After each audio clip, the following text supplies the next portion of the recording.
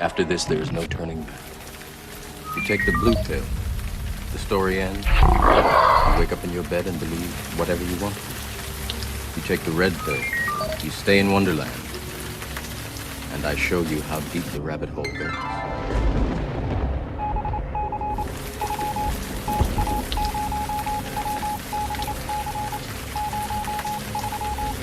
Remember, all I'm offering is the truth, nothing more.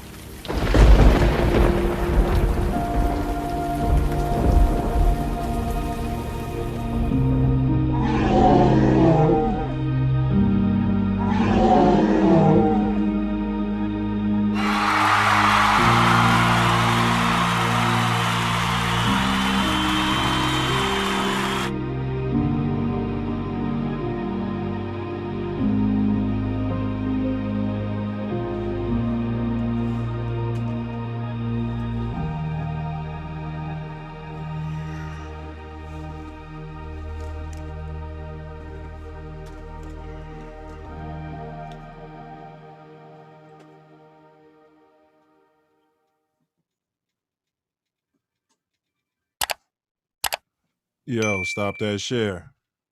Self love. Cue the music, G. Yes, sir. I'm just a kid from Chicago. In the building. Chi-Town kids. I'm just a kid from Chicago. Self love vision. I'm just a kid from Chicago. Trying to make a way in the game of life. Yeah, buddy. Southside boogie. Yeah, buddy. Pump day. In the building. I'm just a kid from Chicago. Big ups to Scooter. To the guy from Chi-Town. Out west. For this beautiful piece of intellectual property we're enjoying right now. We're down, Chi-Town, we're down. Welcome to Chi-Town's very own, the Self Luv Show, where our motto is on earth as it is in heaven, and as above, so below. We can only be found right here in the home of the spooks on YouTube. This ain't that network. TATN. Show your teethers. Show them teethers. Get that jury in. TATN. Show them teethers. In case you're wondering, I'm your co-host, Nine Mills, also known as Self Love. Yeah. We're down, Chi-Town. We're down. They tell me today is Hump Day, Wednesday, January 27, 2021. I know. And we could be anywhere, any place in this vast universe. And we all Scooter chose, thankfully, to be here together. Here together. We're down, self-love. What you manifesting today, sir? Love, most definitely, man. What you manifesting? You know how I be. Love, G. All the time. What's going down on the south side today, bruh? Man, life. Heavy in the traffic today. I was out in them streets and, man, they opening back up. People coming outside. Yeah, y'all got some of that powder dropped, huh? Yeah, the last 3 days. Yeah, it's crazy. Hey, but while some of mine, I want to give a shout out and a big ups to Aunt B. Happy birthday, bruh.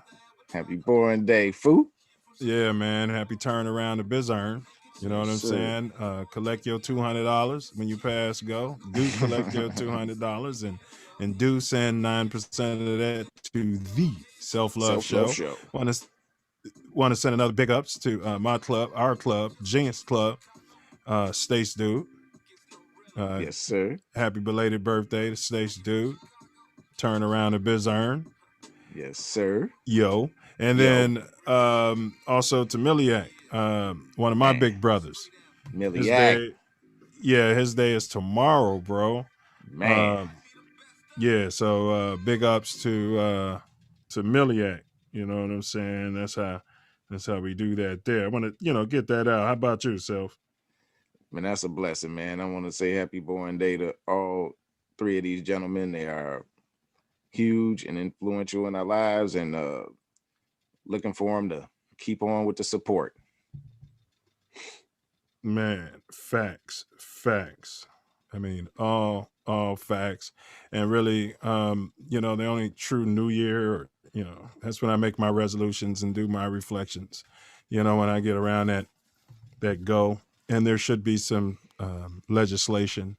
When you go around go, you should get a check from two stacks from the IRS just for making it around go. Man. Right? Hey. Sounds great to me. Huh?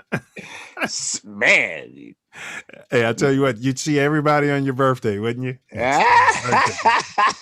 You just got a direct deposit for an extra 2 stacks. Let's go over there and wish that brother a happy birthday. That's funny as hell. Today we're doing Chicago house music. Self Luv and I, we both have older brothers who are really deeper into it than us. We kind of, we're born in it. There's no denying that fact. And you guys have all heard our story. So today, if you are a house, any type of a DJ, if you like music, if you love music, if you love history, if you love house music and you're listening to EDM or this and that and the third, there's a lot of iterations of what we call quote unquote house music. So we have the pleasure of having a gentleman here who was there. We Self Luv and are big on fwet lessons, not fwet lectures. Right. So, and he's a great storyteller as well. So that's what we got lined up. If there's anyone in the chat who happens to be, affiliated, from these times, in the house community or have a family member that was deep into it, we're open. We're open for, those questions. We want to know if you were a house head. This gentleman's going to tell you he wasn't a house head, but this isn't his show. All right. But we're going to get into that as well. And in deference to him and his opinion, Self Luv and I shall, refrain from, referring to him as househead. And that's actually one of our questions. And all due respect to the nation, to the house nation and the Self Luv nation. We'll get into that because it was something that, kind of caught me off guard. I didn't know that was, an offensive term to some people. Yeah, I didn't either. Yeah. You know what I mean? Panties got all in a bunch, huh? I've known this guy quite some. Yeah, lucky I never heard you say it. You know what I mean? What do you mean you never heard us? What? What do you mean lucky? Then what? Right. And then what? Anyway, I digress. But Self, yeah. Yeah. I'm gonna need y'all to thumbs up, like, share, subscribe, hit the bell so you get notifications when we release a new video or go live. It'll help us to the utmost. We're building this platform organically and doing it that way. So please pass it on. It will help us a whole lot. And we have a little bit to take care of here. And then the most important part of it is the more growth and development, our platform that we're building this on. That's right. And who's the deputy Self? The deputy. Deputy of love. You go ahead and run it when you're ready, bro.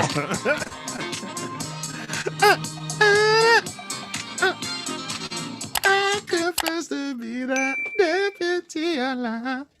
In entering upon this course of instruction, each of you should, so far as possible, lay aside for the time being all previous theories and beliefs. By so doing, you will be saved the trouble of trying all the way through the show to put, quote, new wine into old wineskins, end quote. Luke chapter 5, verse 37. If there's anything as we proceed which you don't understand or agree with, just let it lie passively in your mind until you have enjoyed the entire show. For many statements that would at first arouse antagonism and discussion will be cleared and easily accepted a little farther on. After the show is over, if you wish to return to your old beliefs and ways of living, you are at perfect liberty to do so. But for the time being, be willing to become as a little child.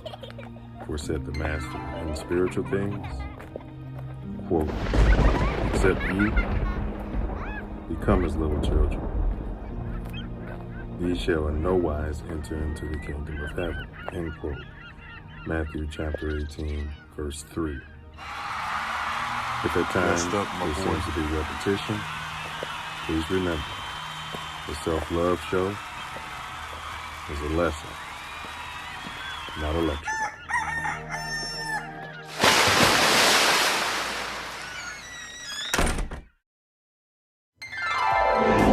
Silverback More Growth and Development Platform. Number 1, repair our nation via reparations. We demand our silver back. Number 2, to connect our breadwinners with our activists. And 3, show an accurate depiction of African American Chi-Town. 4, to shine a light on positive influences. 5, heal our community one person at a time. 6, to provide an unfiltered platform for our influencers. 7, recycle the black dollar. 8, to provide mentors for the mentorless. 9, to close the gap between us and our pink kinsmen. Let's get her closed. Close that gap. Yeah, buddy.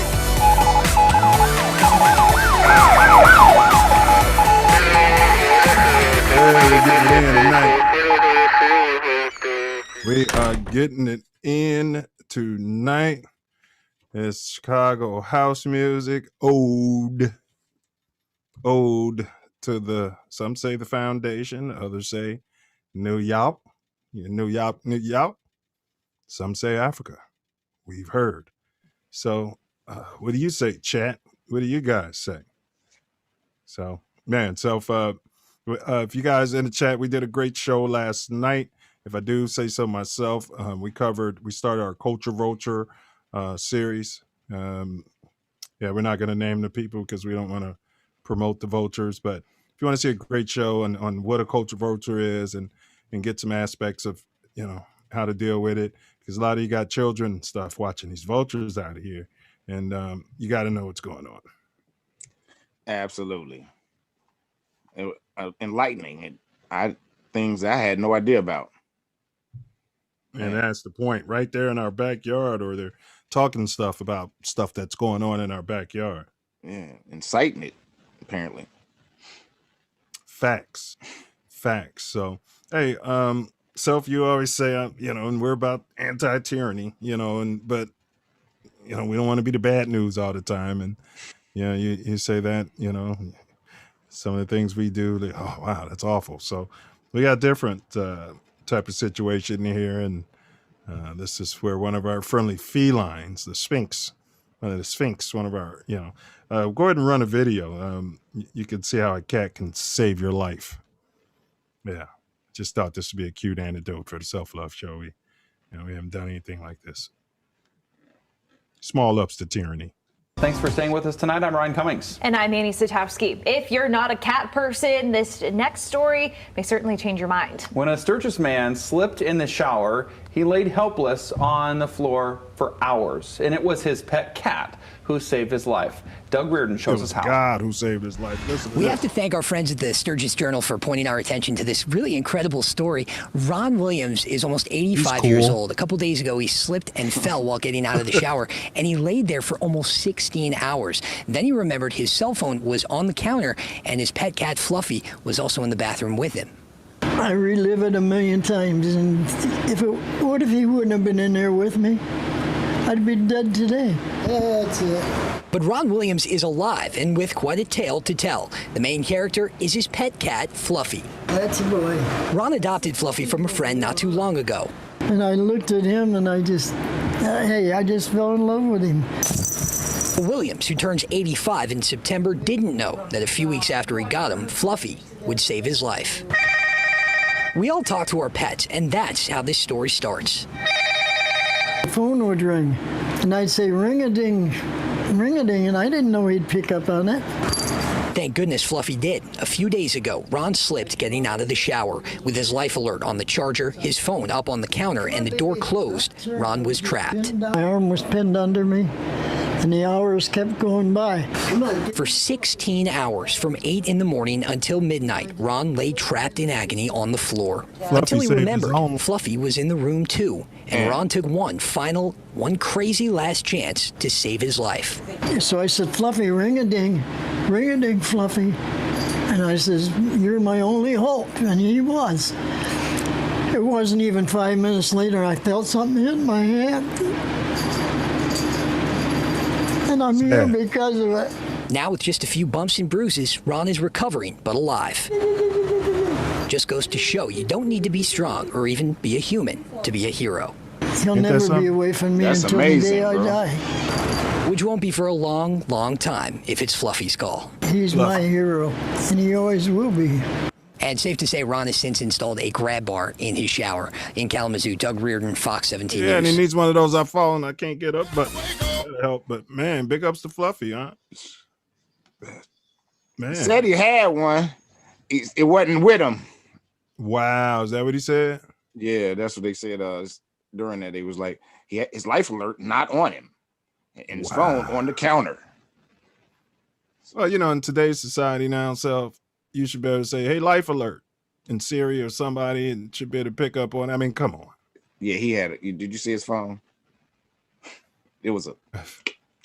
Yeah, but I'm saying phone. It shouldn't be alert in his hands. It should be in the whole house. Yeah, it should be something now as a society now that we wire.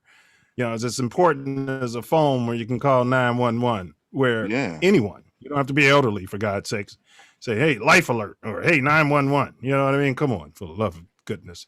But yeah, man, he had just happened to get the cat, and you see that? Man. The cat got hungry too. The cat was put it all together. The cat put it all together and said, man, if this guy dies. Yeah. If he doesn't get up here, he hasn't fed me today or 16 hours, what I mean? Hasn't even grabbed the phone, whatever he called the phone, you know what I mean? But hey, man, enough of the appetizers. Nobody's here for our banter. Quench our thirst. Yeah, let's get the nation's thirst quenched. So we'll start the promo video. We'll get that running as always, and then we'll start our introduction for DJ Big Will, and he's also a staunch supporter of the Self Luv Show, and he has a great he has his own YouTube channel too, UDan Studio. So we'll get into that. Go ahead, Self.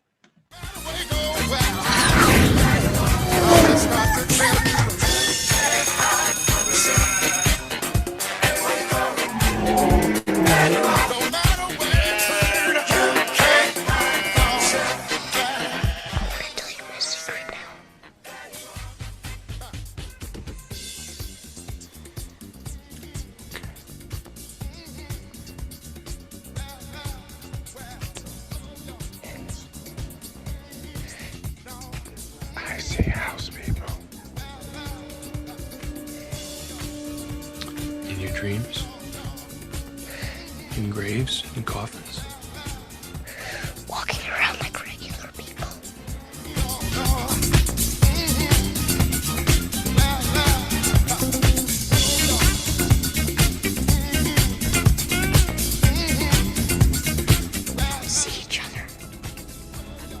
only see what they want to see. They don't know their house. How often do you see them? All the time. Man, that's all about the self-love nation. That's what it's about. Yeah, we're playing you off, Jim. We're playing people off here tonight. But I hear you. Yes, it's all about the breaking down the It's self-love all about the nation. self-love nation, and you're right there, Jim. Hey, next week we got Wildebeest, and we're gonna talk house music. We're continuing our house music series.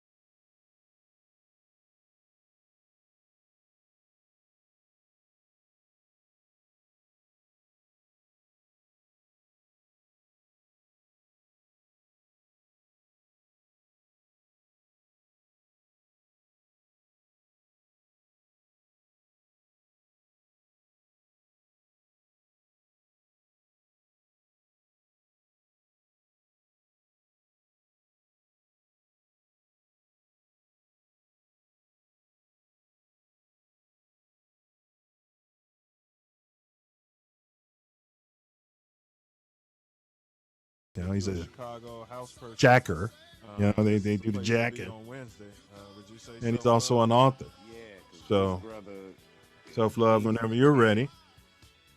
If we can get this brother DJ Will into the building, and if the Self-Love Nation can join us and give an electronic hand of applause, and Self-Love and I, we give him his righteous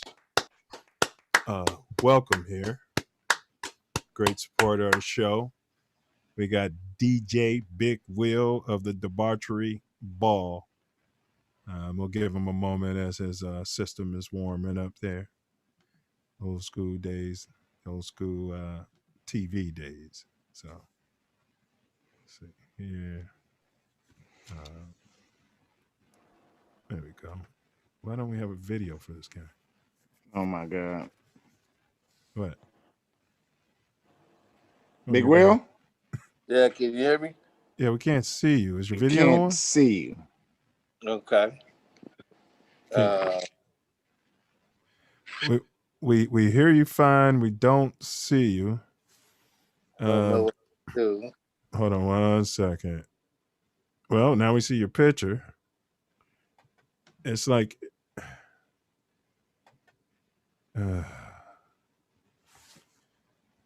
let's see here.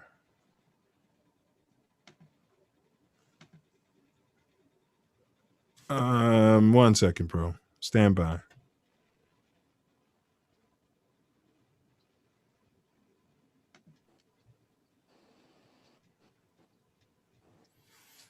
I'd suggest Tori remove him, and then you have to come back in. And when you're coming back in, wait, before you leave, you already kicked him out. No, he's still there. Why'd you say, Because I hit the button. I had to hit another button to kick him out. I thought I did it already. I got you. Big Will. Sir.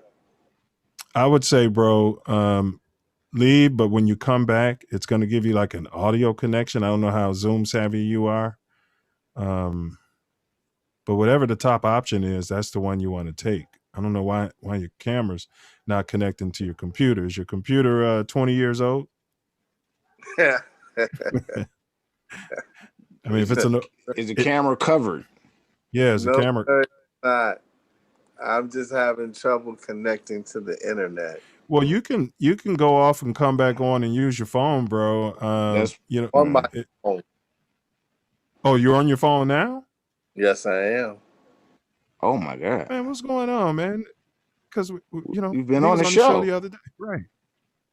Yes, I've done this before. All right. Well, leave and come back. Yeah. Well, let's do this. DJ Will, DJ Big Will. I'm gonna drop a link into the chat, and then leave, and then click that link that way, and we'll see if that works better. Okay. All right, we'll see if that works. All right. Sorry about that to the Self Love Nation. I mean, we normally do a pre-check, but he's been on the show fine multiple times, and we've never had this issue. So just give us 2 seconds. I'm going to drop this link into the chat for him.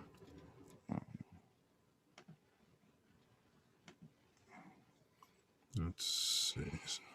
Go to Zoom. That's crazy. Man, it's bizarre. Very. In the meantime, like, share, subscribe, please. Let's get this link out. Give them some hubbub, Self-Wide. Let's get them all far and wide. Let's spread the Self-Love Nation. Okay, the science of self is we're all part of the same being. We came here to experience for the Creator. And as we are made up of as many cells as we are, as above, so below, we are cells of the Creator. And we fake separateness when we came here so we can gain more information for the Creator and expand the universe. And this is going to be a great show tonight. DJ Will is extremely knowledgeable about the house scene. And sorry about that, bro. All right, Will, I just dropped that link in there, bro. Click on that link, DJ Big Will, please. Go ahead, Noob. Sorry to cut you off, Self. Go ahead, bro. No, it's all good. We right there. It'll come. You might have to. Are you in the chat? You know what? Let me just. Is he on YouTube? Because that's. Yeah. I give it. You don't see the link. He's. Yeah, and he's very knowledgeable, and he was there early on, and he's going to expand our horizons. And this is the third in the series, and looking forward to it. It's going to be a great conversation. Mike, let's get through this chat real quick.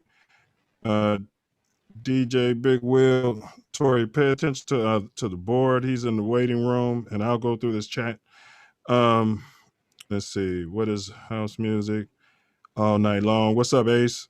Okay. DJ Big Will, aka my man's. Good to see y'all, noobs. Tommy from Kappa Phi. Yo, what's up, noob? Yo, what's up, noob? Will Dunn said it's house, and this is DJ Big Will. He said house started in Chicago. And then we got Mr. Good Look. Mr. Good Look says, yo, Mr. That's a good look, Mr. Good Look. Will Dunn gave a yo. Mike Money, he said, Big Will. Ace says, come on, bro.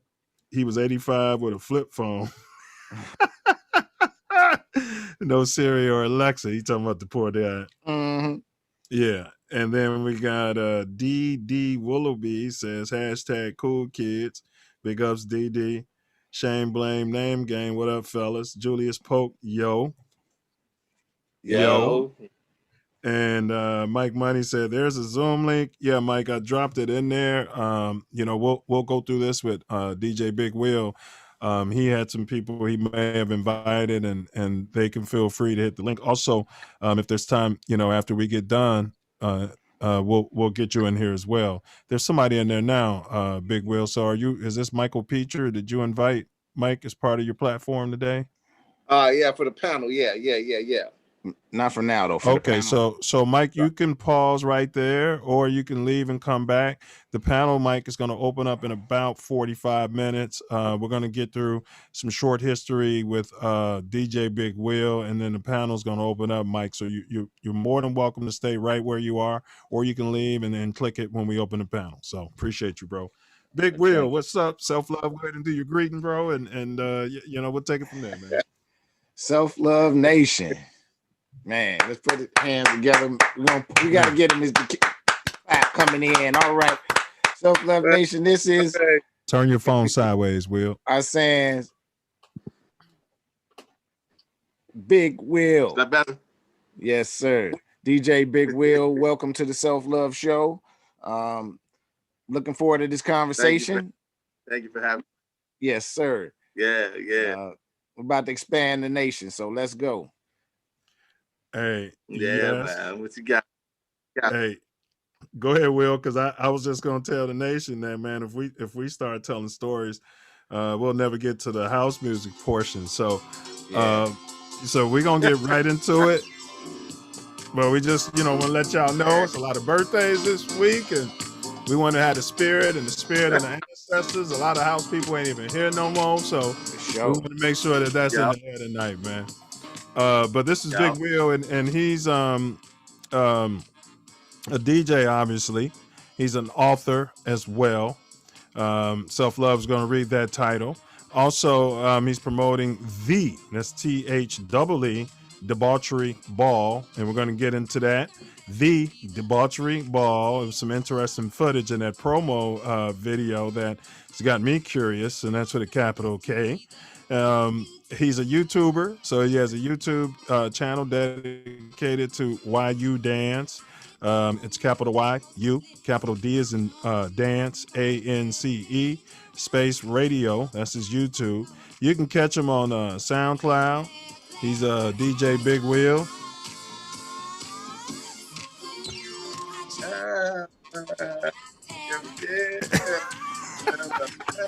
He's on Facebook, YU Dance Radio, and you can catch him on Twitter at YU Dance, and lastly, IG DJ Big Will 1999, which was a great year according to Prince. Yeah. Hey, thanks for being here, Noop. We appreciate you taking this time out of your schedule. We're gonna jump in it because they've been waiting long enough. So when were you first turned on to house? Well, I mean, really, when you entered high school back in the 80s, it was nothing but house music being played around you. Kraftwerks, things like that. Los Niños. It was all type of preppy like house music being played back in the early 80s. So I got really introduced to it back then. But unbeknownst to me, you can listen to the radio and hear most of the cuts that were being played in the clubs already. Mm-hmm. A lot of the songs that they were playing were a lot of R&B dance music and disco. So as you grew into it, you got into some like club music, like ESG with Moody and things like that. But otherwise that, we were already listening to this music that they were already playing in the clubs that we were partying at. So. All right. And hold on a second here. Can you hold it steady or find a way to lean it up against something? For me? Your phone is we're not gonna have it jumping and shaking for jittery 3 all the way. hours. How's that? That's better. Much better. Much better. Cool. Much Okay. better. Yeah. Now define house music. In your words, define house. Well, no, the question is define house. That's the question. Define house. Wow. Yes. House. House is a way of being. It's a spiritual thing, you know, a certain style. It was definitely the music. It was our generation's just way of separating ourselves from the generation before, you know, and it's love. House is love, man. That's what it really is. You know, it's the way to express yourself through song and dance and be free. I mean, house is, like I said, it's a spirit, man. It's a way of being. You know, you gotta understand. That's why I take offense to when you say house head, you know, because it's just not in the head, man. It's all over. It's in the heart. Right. It's just not on July when the chosen few have a picnic now. You know what I'm saying? It's the feeling of the music touching your soul, you know, having a melody bring a tear to your eye. You know, that's house. You know what I'm saying? Just Bro, no, I appreciate you explaining that because, you know, my big brother, DJ 3, he's like that. Yeah, like the music would, and I never, you know, and even Tori's big brother, you know, would be like, man, you got to go in there and listen to the music, you know, and you know what I mean? And really feel it.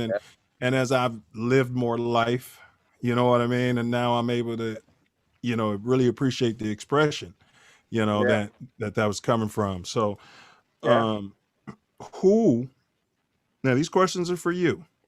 Who is the godfather of house? Oh man, why you gonna do me like that? Oh my God. Wow. Right away the answer is Ron Hardy.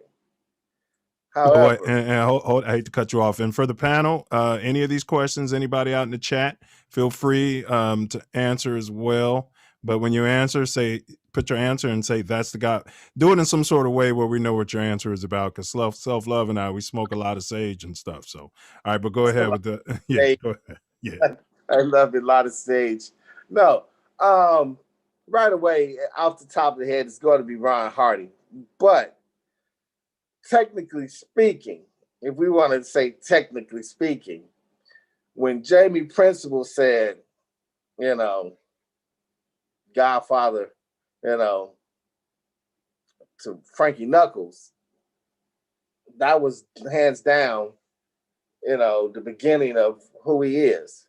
But just to take it to another level, you know, it's definitely Ron. I mean, because when you listen to Frankie, you listen to a very well-programmed set. But when you listen to Ron, you will move spiritually by the music that he was playing and how he was playing it.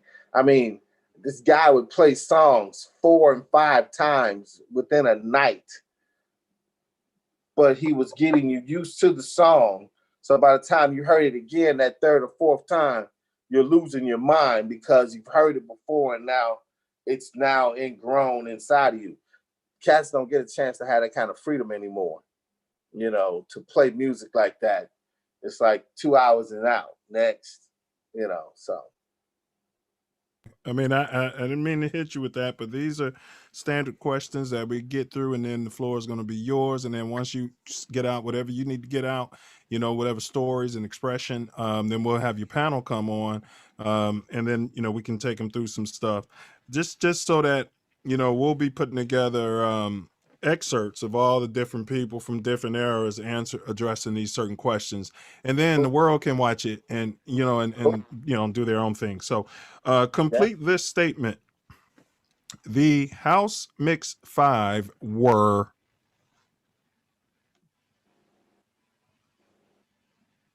the House Mix 5. I don't know the House Mix 5.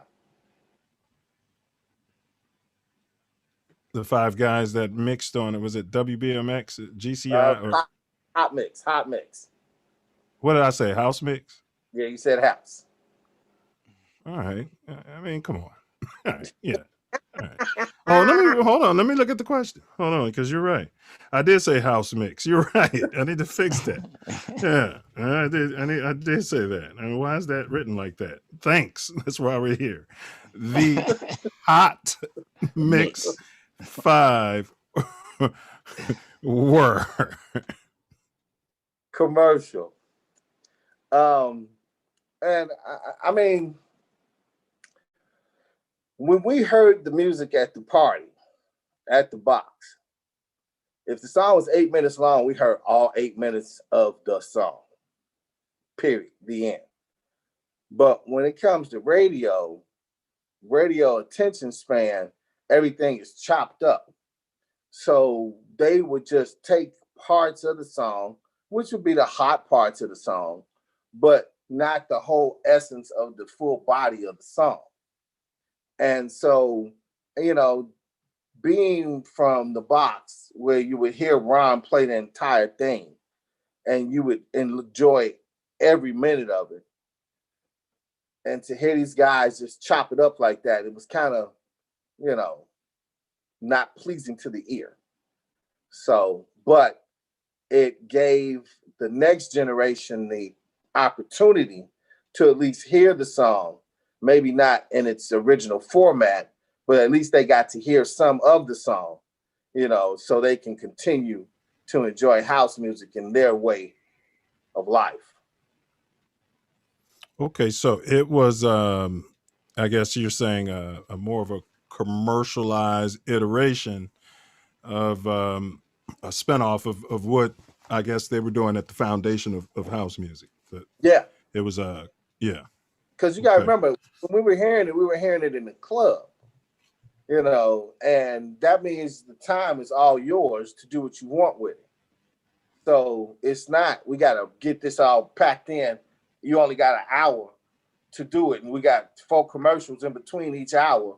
So you're really breaking your mix down into 15 minutes a piece, if that long, and then you got to be able to just get the songs in and out, That's why I wasn't too good with radio too much, because I would still let the whole song play. So instead of getting 20 songs in an hour, I probably get in 6 or 7. And yeah, because you remember those records would be 20 minutes. Those records were long back in the days, man. Right.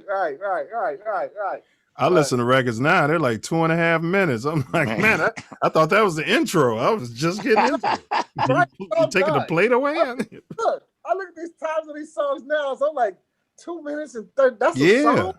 Man. That's a song? Man. But then really take a look at it, and you go take a look at Motown. Yeah. And you took a look at Marvin Gaye and all them. Yeah. Them songs are more than 2 minutes and 30 second song either.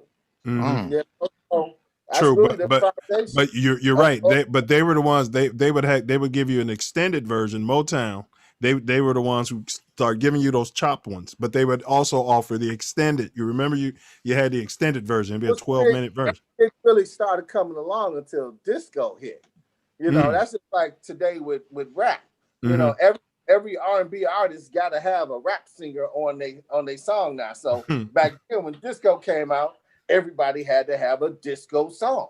So the R&B singers just sitting up here now making dance music that they was first of all standing on the corner doing doo-wop first. I was watching something, and this isn't Blondie. I was watching something about the history of house music, and they. Oh no, never mind. Scratch that. They were talking about hip hop. Never mind. Scratch that. All right, so let me stick to the questions here. Yeah, do that. All right. where did house music start? Where did it start? That's the question. Where did house music start? Now, see, that question is kind of twofold because the culture of house accepted all genres of music. As long as it made your body move and groove, we listened to everything. Okay. We're talking about a song called Black Betty made by a country group called Ram Jam. You know, we're Ram talking Jam. Kraftwerk, you know, Giorgio Moroder. You know, it's all kind of different types of songs that James Brown, you know, Watch the Closing Doors, you know, all that stuff, house music to us because it made us move and groove. So every genre was incorporated. But then the cats got inspired by this music and they went and they made their own music.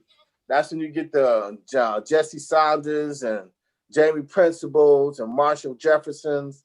You know, that's when they started making their own sound.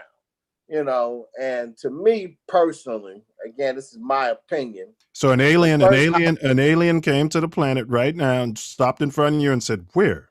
What city did house music start?" What are you going to tell this alien for all accuracy? That's what you want, Chicago, man. Come on. That's what I want. What are you talking? Okay, Come that's on. what I want. That's what I want. That's exactly what I want. Because when I ask New Yorkers about hip hop, they'll be quick to say, you know, Queens or Brooklyn or whatever. Chicago people be like, well, New York with the New York babies playing disco music and be happy there. Look, this is what they're mad about in New York. All right. They're mad at the same fact that we were listening to the same songs they were listening to. That's what I hear guys in New York tell me. We listen to the same music, but they called it club music. We called it house. Our name called on better, suckers. All right. Well, can you break down the relationship between the quote unquote homo culture, its relationship to house music, you know, how that connection is? Okay. Well, they were partying and doing the parties before we were even going to the music box or anything like that.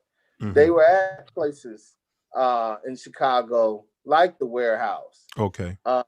Like Den One. Where else? The Bowery.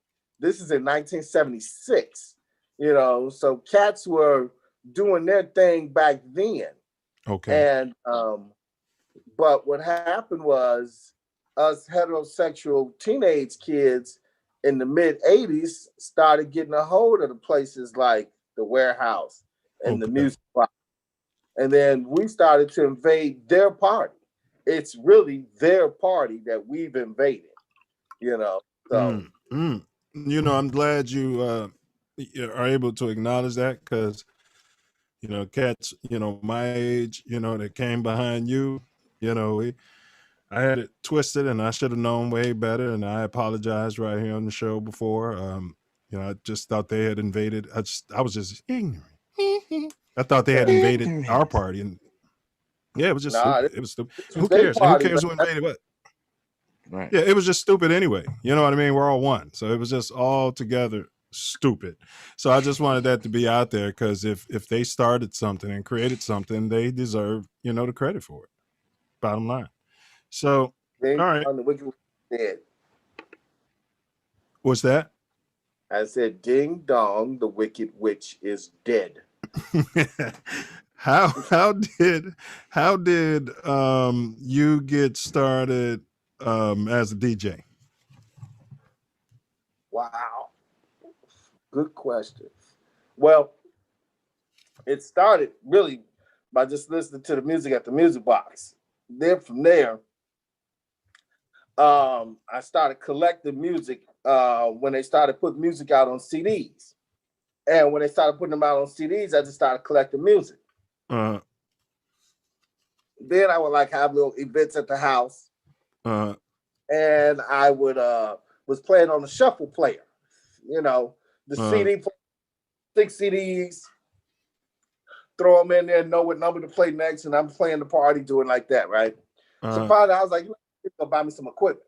Right. Went out, bought me some equipment. Set up there, my boy Emil, Mr. Good Luck Noob,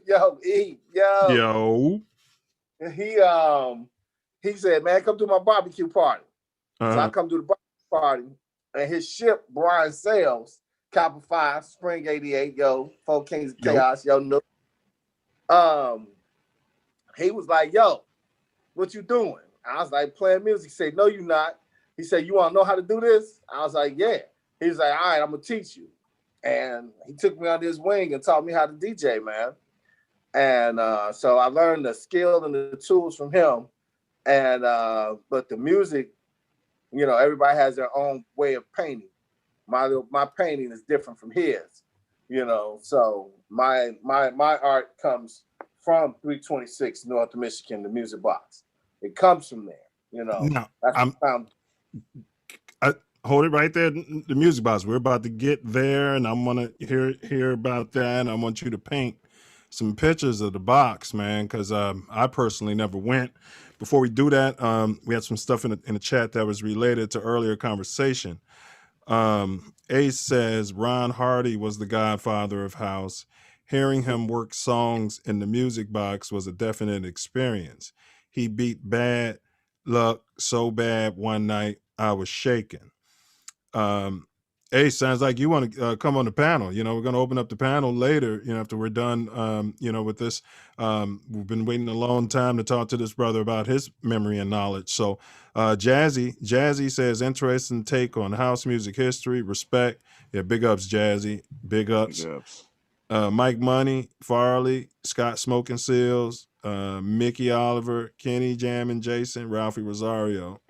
That's the Hot Mix 5. The house mix. That's the house mix. The house heads, for the house heads out there. It's the Hot Mix 5. My bad. All right. WNUR was bumping it back in the day. WNUR. Am I up on WNUR, Self? Or WNUR. That's Northwest. Yeah, Northwestern up north. Oh, okay. Right. All right. I think it's the same station. But you know, not the same thing on the dial, but they so far apart. HPK and them. Right. I got you. It was depending on what you could pick up. Yeah, where you was at. Yeah, but it was the same network of stations. Mr. Goodluck said mid-'80s. Ace says much respect to WKKC and the Shy for giving House a forum outside of BMX. Yeah. Mr. Goodluck says Paradise Garage, New York City. I guess he's saying that's where house music started. Well, Mr. Goodluck, I don't know if you're jumping on the panel, but we're going to talk about that. Yes, that's Emil. Man, look, that's my running buddy. That's who I went to the Music Box with. Wow. Okay. Well, we're about to talk about the box. So, you know, if you want your running buddy to come on and talk box with you, we can do that. But because we're about to get into the box in those spots anyway. But Jazzy says Kenny Jason on WDAI was the first spinning house on the radio. I'm not up on WDAI. I'm up on Kenny Jason. And then Mike Money says, Will, don't touch that. I think I know what he's talking about. And so, yeah, but I'm just merely speculating. So, all right. So I was going to get into any notable places, if you can kind of paint a picture, because Self Love and I are about lessons, not lectures. So you have firsthand information of what it would be like to walk into one of those spots. So like from your memory, what was the apex spot, when you were partying? If it was a tight DJ, tell us about the best party you remember, something, man. Give us something about the box and the warehouse, and the floor is yours. I mean, it's nothing better than actually experiencing 326 North Michigan lower level. The Music Box, that place, no other compares to it. And when you go in there, you get spoiled with that type of environment for partying. You walk, first of all, we underneath Michigan Avenue. We're not on Michigan Avenue downtown. You got to go down underneath the Lower Wacker Drive. Lower, so it's the underground. Right. So it was truly the R2 Underground back in the day. So we have to be underground already. So as soon as you get underground, it's like cars are parked, people are standing outside smoking squares, drinking, smoking weed. It's a line to get in already. Now take it now. We haven't even we left the house at midnight. We left the house at midnight. So you're heading to the party at midnight. Right. Right. We ain't getting to the party at midnight. We leaving the house at midnight. Wow. Because we don't get on until 2 a.m. Wow. And he rocking it for the next 8 hours for me to 10 a.m. in the morning. Non-stop.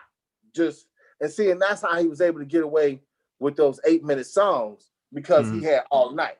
So anyway, you go downstairs, you underground, you up against this wall where it's a big ass line. You go inside, you pay your money, off to your right, off to your left, you dip off. It was like separated. There's like a little waiting area, if you can call it that. They had benches in there, they had fruit, they had water, they had cookies on a little banister, but you were always told don't eat and drink the cookies and stuff like that. So we tried to stay away. Wait a minute.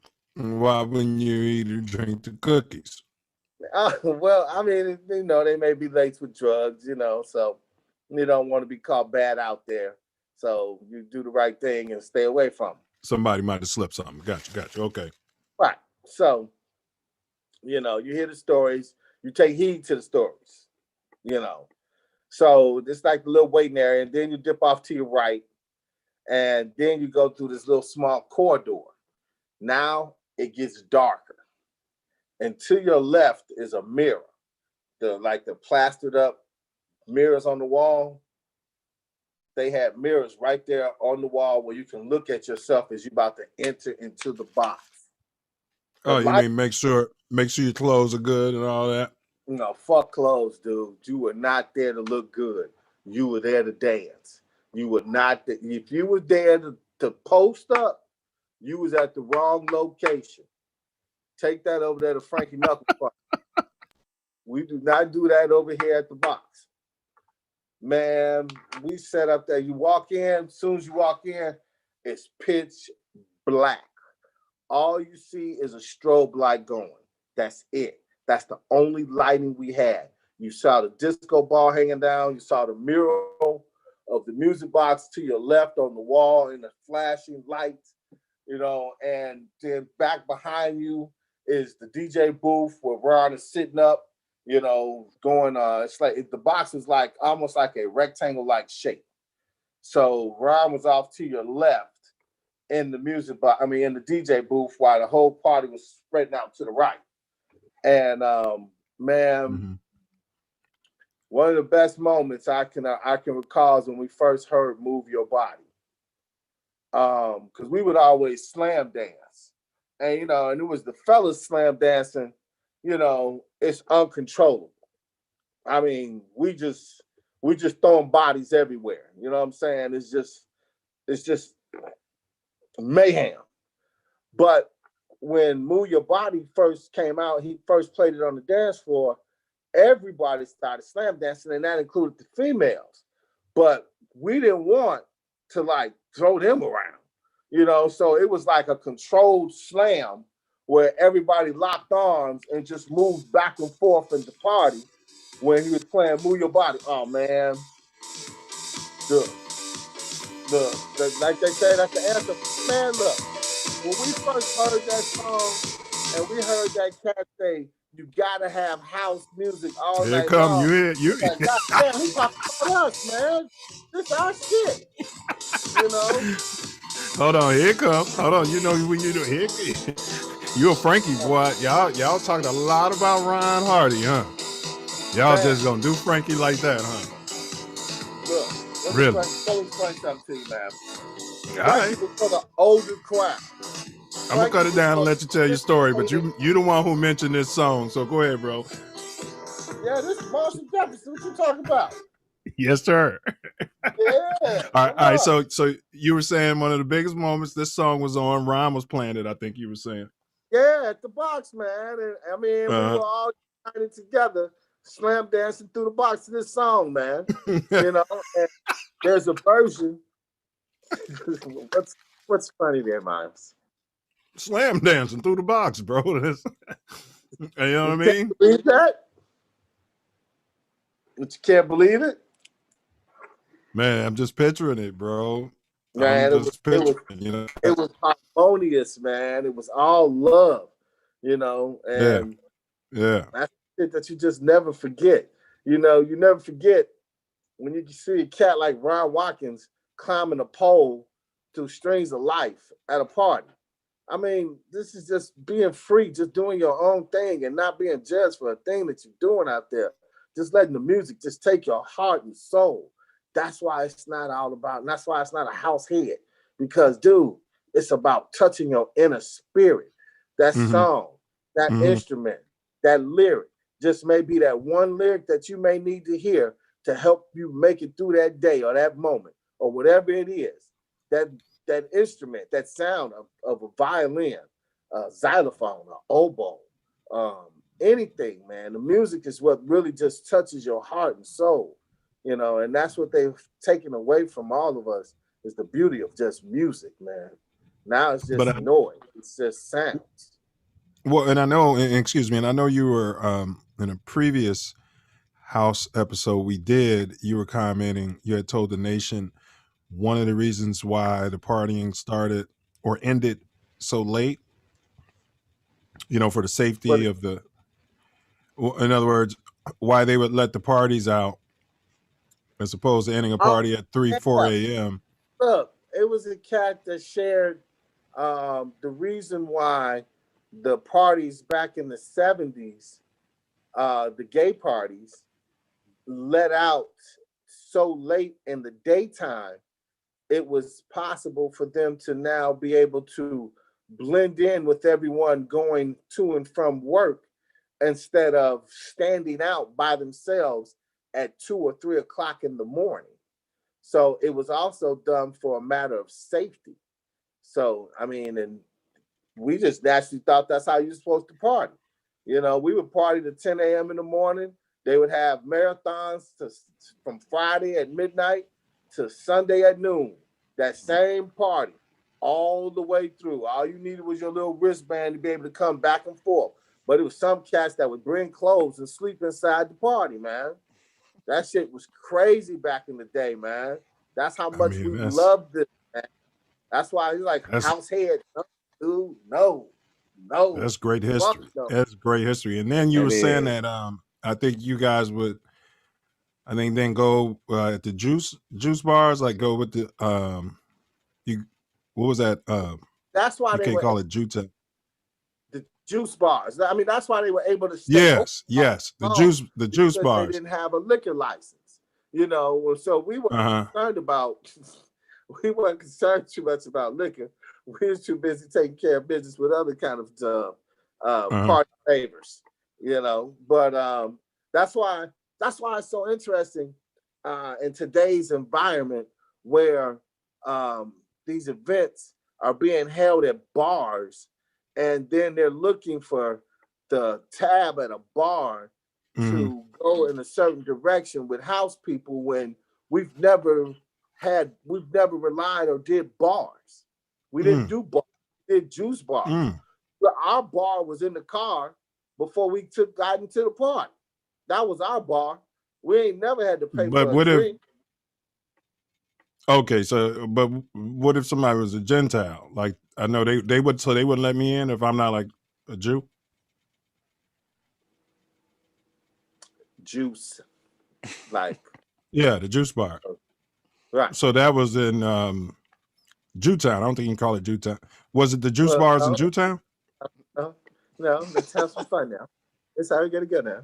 It was not in Jewtown because Jewtown was over there by Taylor Street. So if I get, he said a juice bar, right? That's where. That's what he said. Right. Juice bar. Right. So this is. So we're talking about kosher beverages. We're talking orange juice. Oh, okay. Juice. Got you. Like frozen juice. Juice. Not the religion. Got you. Okay. Juice. All right. We're on one page. Got you. That's a juice bar. That's how they were able to stay open so long, because they didn't have a liquor license to be closed down at a certain hour. Gotcha. So that's how we were able to get away. And again, that's how, today's individual is like, I'm not, alcohol was really never a part of house. Alcohol was never a part of. Alcohol was being drank, like I said, outside in the cars, but it was never a part of the party. You know what I'm saying? It was never. So you're saying like the current, these people doing this stuff in bars now is just more of a money grab, you're thinking? Everything's a money grab. What are you talking about? I mean, I'm saying where the expectations of thinking that it's going to be very lucrative as a result of having a bar, to me, is not a good idea, because the culture was never about bars.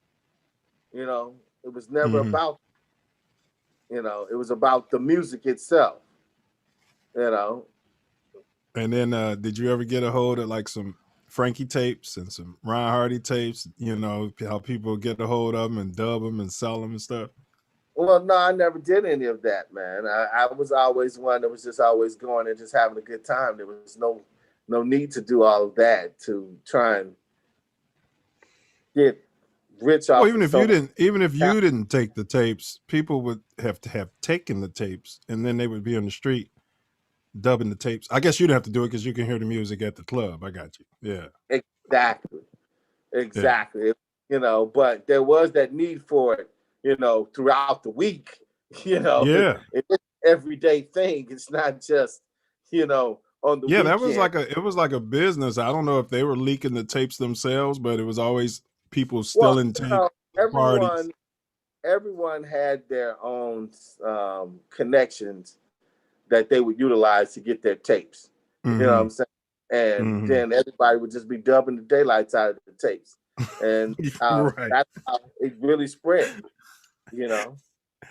Hey, you guys. And real quick, we're with DJ Big Will, and we're going to start talking about the Debauchery Ball. It's a film documentary, but this is DJ Big Will. And he's an author, if you got the title available. And then we got YouTube. His channel is YU Dance Radio. SoundCloud, DJ Big Will. Facebook, YU, that's the letter Y, and then the letter U, Dance Radio. And then Twitter, he's at Y, and that's WHY, the letter U, and then Dance. And if you want to find him on IG, he's DJ Big Will 1999. That's who we're with. He is a house person through and through. House person, right? Can we say house person? Right. He's house. Just say he's house. He's house. All right. He's house. Oh, it's house. He's author of 101 Reasons Why It's Okay to Be an Angry Black Man in the United States of America. KKK. That's the KKK. That's right. Malcolm X and Dr. King died in vain. Yeah, that's heavy. That's heavy, man. That's heavy. I mean, that's heavy, man. I'll just say that. That's heavy. But, we got that topic for another day. Yes. Now, we want to get into the debauchery ball, but before we do that, is there anything that, you need to get out there in relationship to house music? Because I want to open the panel up for you as well. So they're not here all day. I want to make sure. Wait, before we do that, it is one question. Who do you think was the biggest profited the most financially off of the house culture? What person or entity? It doesn't have to be a person. That piece of garbage DJ over there in Europe. I can't remember the boy's name. These white dudes getting paid hundreds of millions of dollars as a salary as a result of house music. And you got cats wanting to try and say that they the reason why house music came to the United States of America. Are you kidding me? Are you serious? Is that what they turned around and said? Yes, wow. Dude. It's cats out here that's out here false flagging on them. Wow. I'm like, dude, are you sitting? I don't want to say the wrong name or the wrong DJ, but I can't remember his name because I blocked his name out of memory. That's how garbage he is. You know what I'm saying? To say some stuff like that. But these white dudes are making hundreds of millions of dollars off of what we've created. And DJs right now in the city of Chicago or anywhere else, the brothers, they're not making that type of money. They're not making nowhere near that type of money. You know what I'm saying? So that's who profited. That's who got the financial. Got you. That's who profited the most. Okay. All right. And we'll see if we can find that before the end of the show. As far as the name of that company, I know somebody mentioned that record company that was in Chicago pressing out. How about track? Yeah, yeah, using the old wax. Again, some others taking advantage of kids that don't know no better, you know. And well, they were probably meeting them at the juice bar. They were probably meeting those guys at the juice bar. Well, I mean, these guys were creating music, and they had to find a way of getting it out. Right. And when they get it out, you know, they didn't know anything about publishing or anything like that. They got robbed. Yeah. They got robbed. You met him at the juice bar. You know, could have met him any place. I don't think that was at the juice bar. I think they went to his office because I couldn't see that kid. I couldn't see what is his name, Larry, whatever his name is. I forget his name. I don't know. I don't see him. If he came to the music box, he wasn't there for long. You know, he was in and out. He was not that type of cat that looked like he would come out and enjoy that atmosphere. Well, one thing, bro, we want to do is discuss the debauchery ball, your relationship, but give me just a quick second. And then once we do that, Self Love, we're going to take a short break, and then we're going to come back and open his panel up. But we just got to get this in a little bit because this guy brings stuff up and then, you know, says Ron Hardy's the Godfather and Ace, everybody out there yapping. Ron Hardy. Nobody saying Frankie Huckle. I had one guy say Frankie Knuckles. DJ E. Prado. He said Frankie Knuckles. Yeah, nobody want to say Frankie. I remember my big brother talking a lot about Frankie, and then all of a sudden it became Ron Hardy. You know what I mean? Frankie, and then it was Ronnie. I'm like, wait a minute. When did Frankie become Ronnie? I was a shorty. I didn't know that. I was ignorant. I knew who Michael Jordan was, though.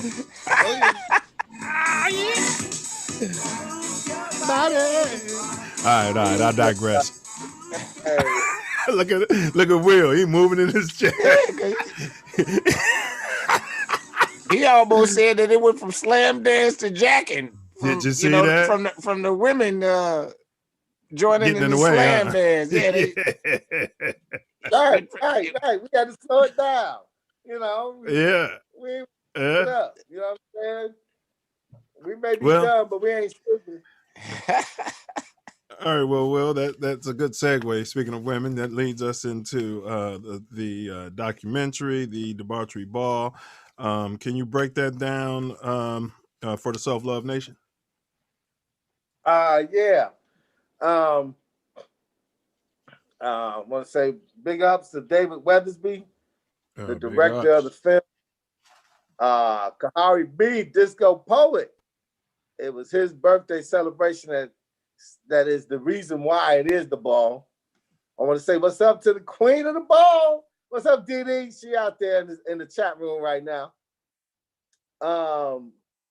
Basically right now, it started off about 16 years ago as, like I said, a Kahari B birthday party. And I was spinning with Air Candy, with Chuck Miles on 39th Street. And the place usually was empty. You know, it was poets and then disco. And most of the poets were usually like neo soul, hip hop. But they wasn't disco, they wasn't house. Mm-hmm. So it would really be empty. But I would still be banging it out, man. I just couldn't. I feel the music in my soul. It's just like I want to give back what I was able to feel when I was on the dance floor. I want somebody else to be able to feel the same thing I felt. So I put that energy into the music that I play. I don't care if it's 2 or 2,000. And but Kahari was there. He heard me a couple of times, and then he asked me to do his birthday party. So we did the birthday party, and it was the first time that I had ever spun in front of hundreds of people.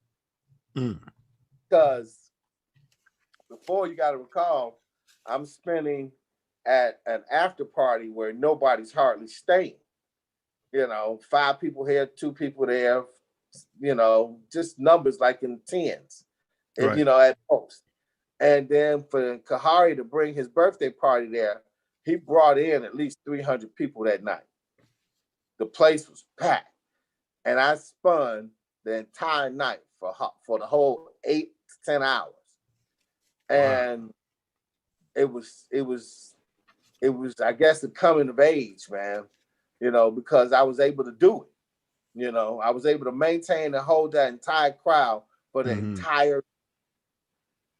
So the following year, we tried to do it again. You know, again, you got your growing pains.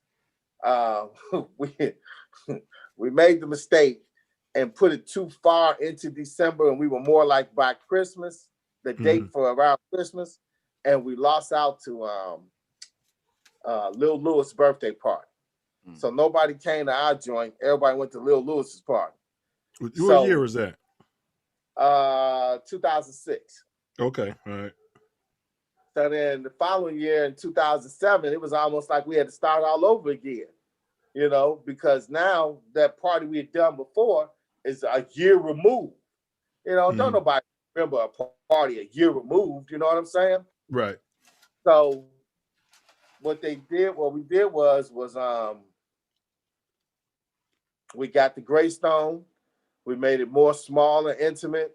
I mean, it was just straight, it was straight old school grinding.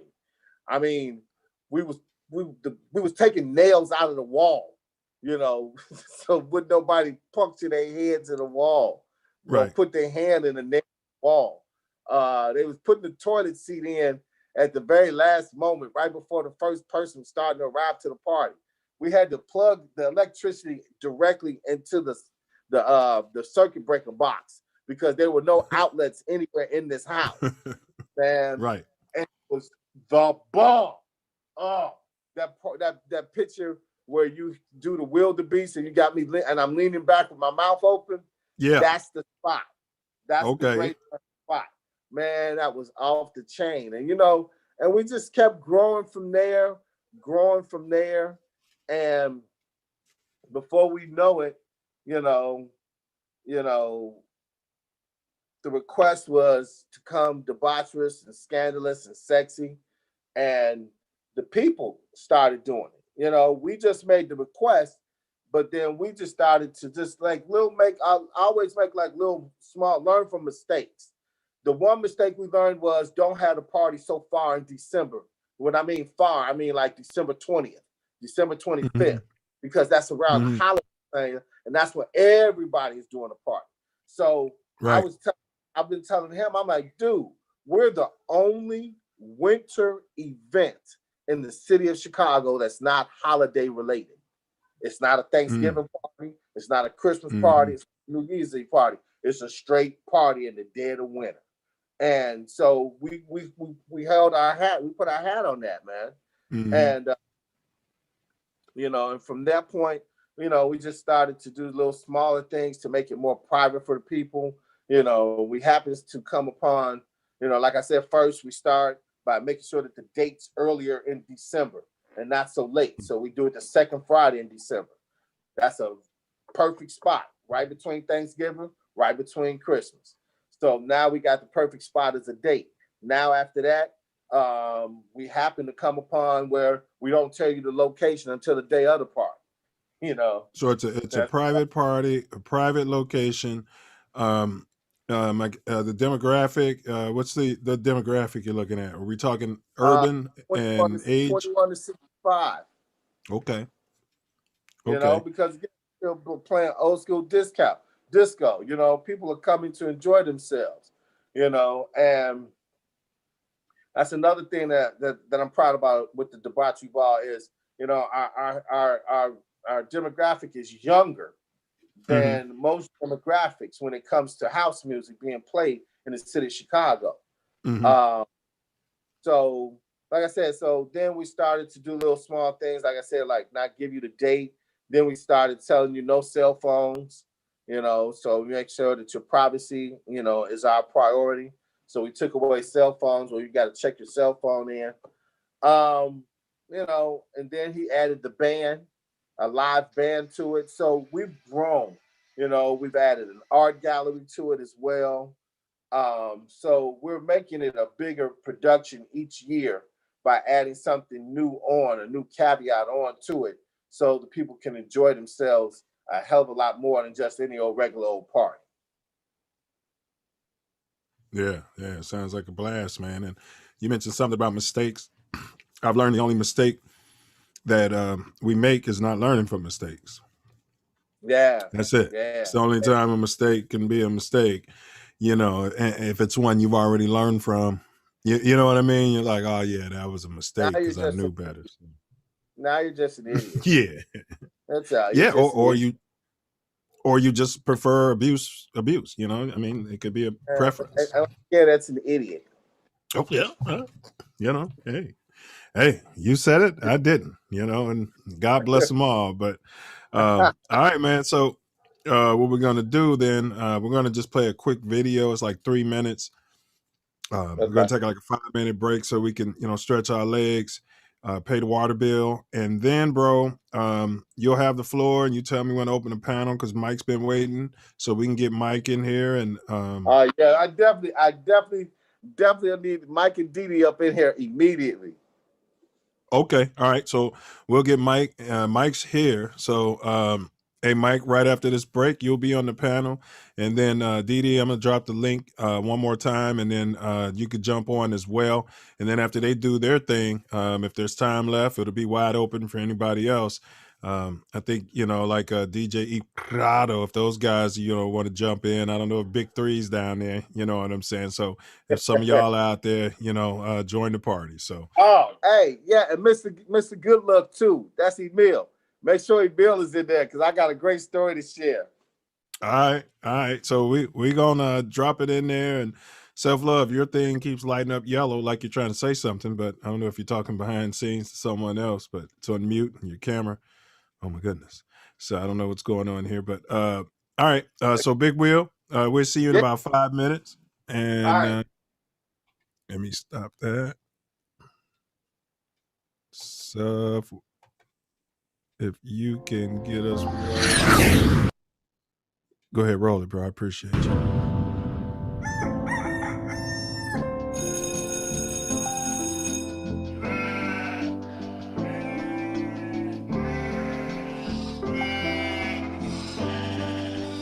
What are you looking at, slave?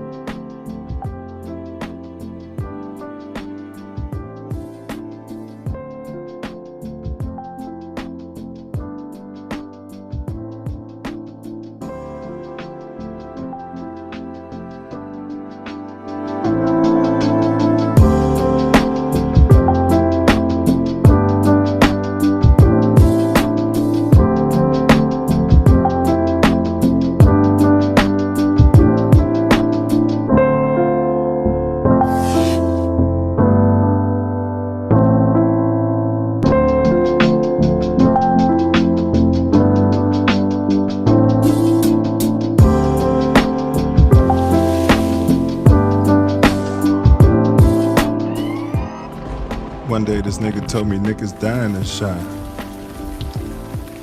I said, that's nothing new, nigga. They just started reporting it. Why? Instagram beefs with potatoes on rye. Angela still coming and Common's third eye. Nigga ignorance sometimes don't need a reply. But ain't it odd believing in niggas who ain't believing in I? This nigga told me, nigga, don't use the N-word. But when the cracker called this nigga wasn't disturbed. The nigga told me, nigga, words is just words. I'll admit, this hypocritical nigga had a nigga perturbed. So after this nigga finished putting action to verbs, me and this nigga's nigga had a few words.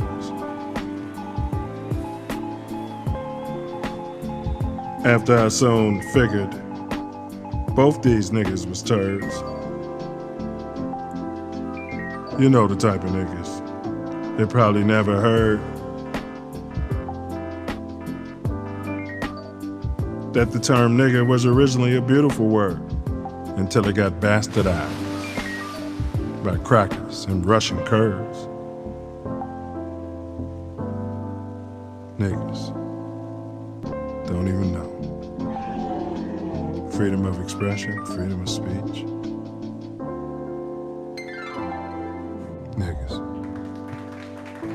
Niggas don't even know.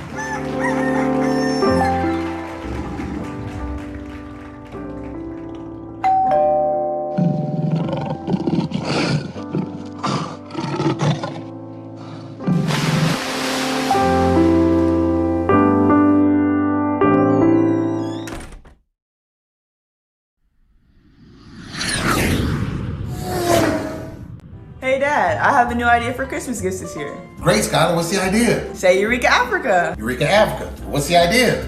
Say Eureka Africa. I just did. But what's the idea? That's the idea, Dad. Say EurekaAfrica.com. Oh, say EurekaAfrica.com. Say EurekaAfrica.com, where you can get all of your awesome handmade African clothing and accessories for a great price. Great, let's go order now. I just got hooked up by SayEurekaAfrica.com.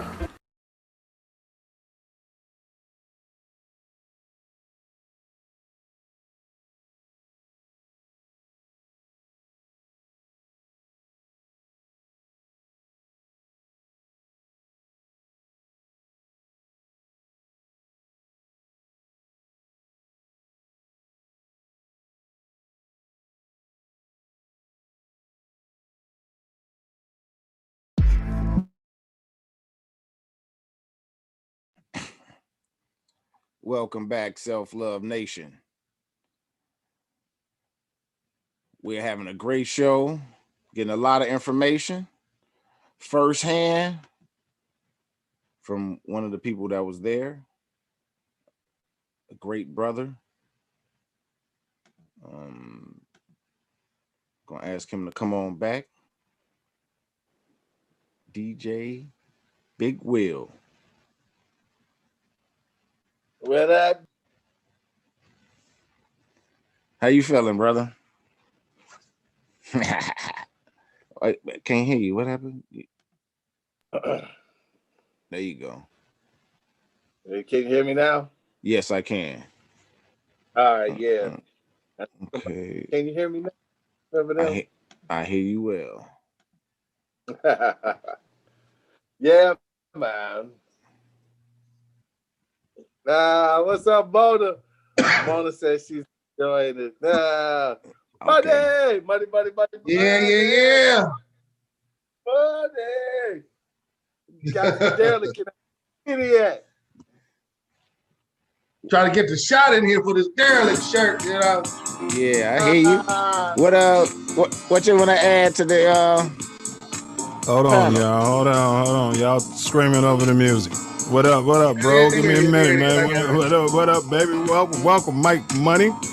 Hey, yes. we back in the house thing, so let's vibe this music just a little bit, and then we're gonna introduce this brother and get the show resumed. I just dropped that link in there too. I see BB coming in. All right, so see, we're gonna get everybody joining. So let's go ahead and vibe a little bit. Hey, no.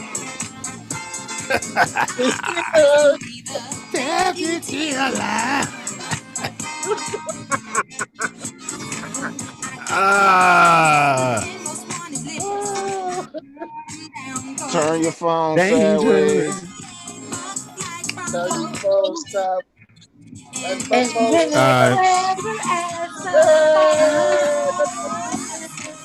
Dee, turn your phone sideways.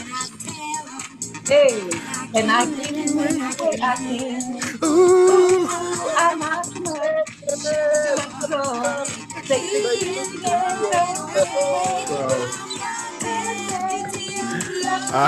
You sound like she on the man. Listen, that's watching the YouTube.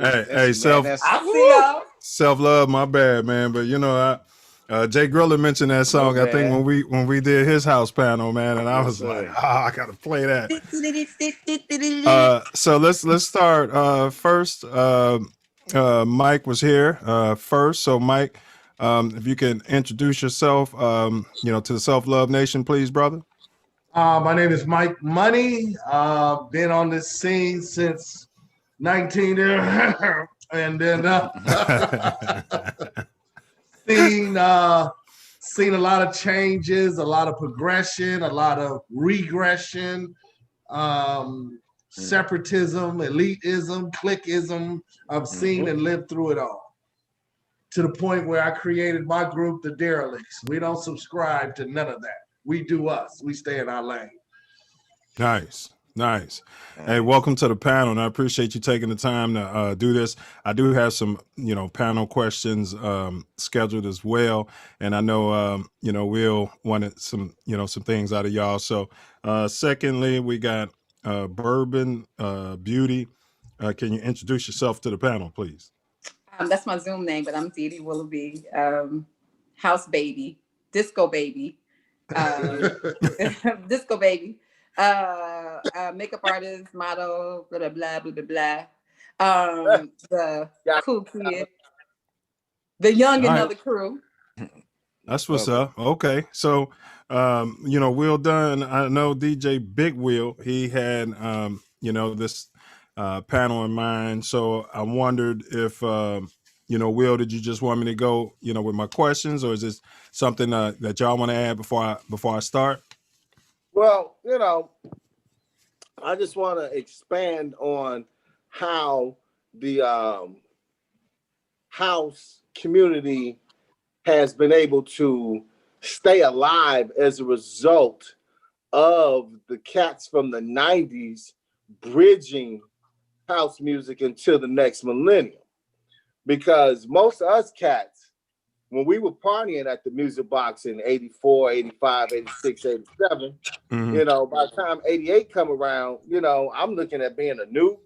90, I become a noob. True. So now I'm going college life, you know what I'm saying? True. So we was gone. Somewhere else.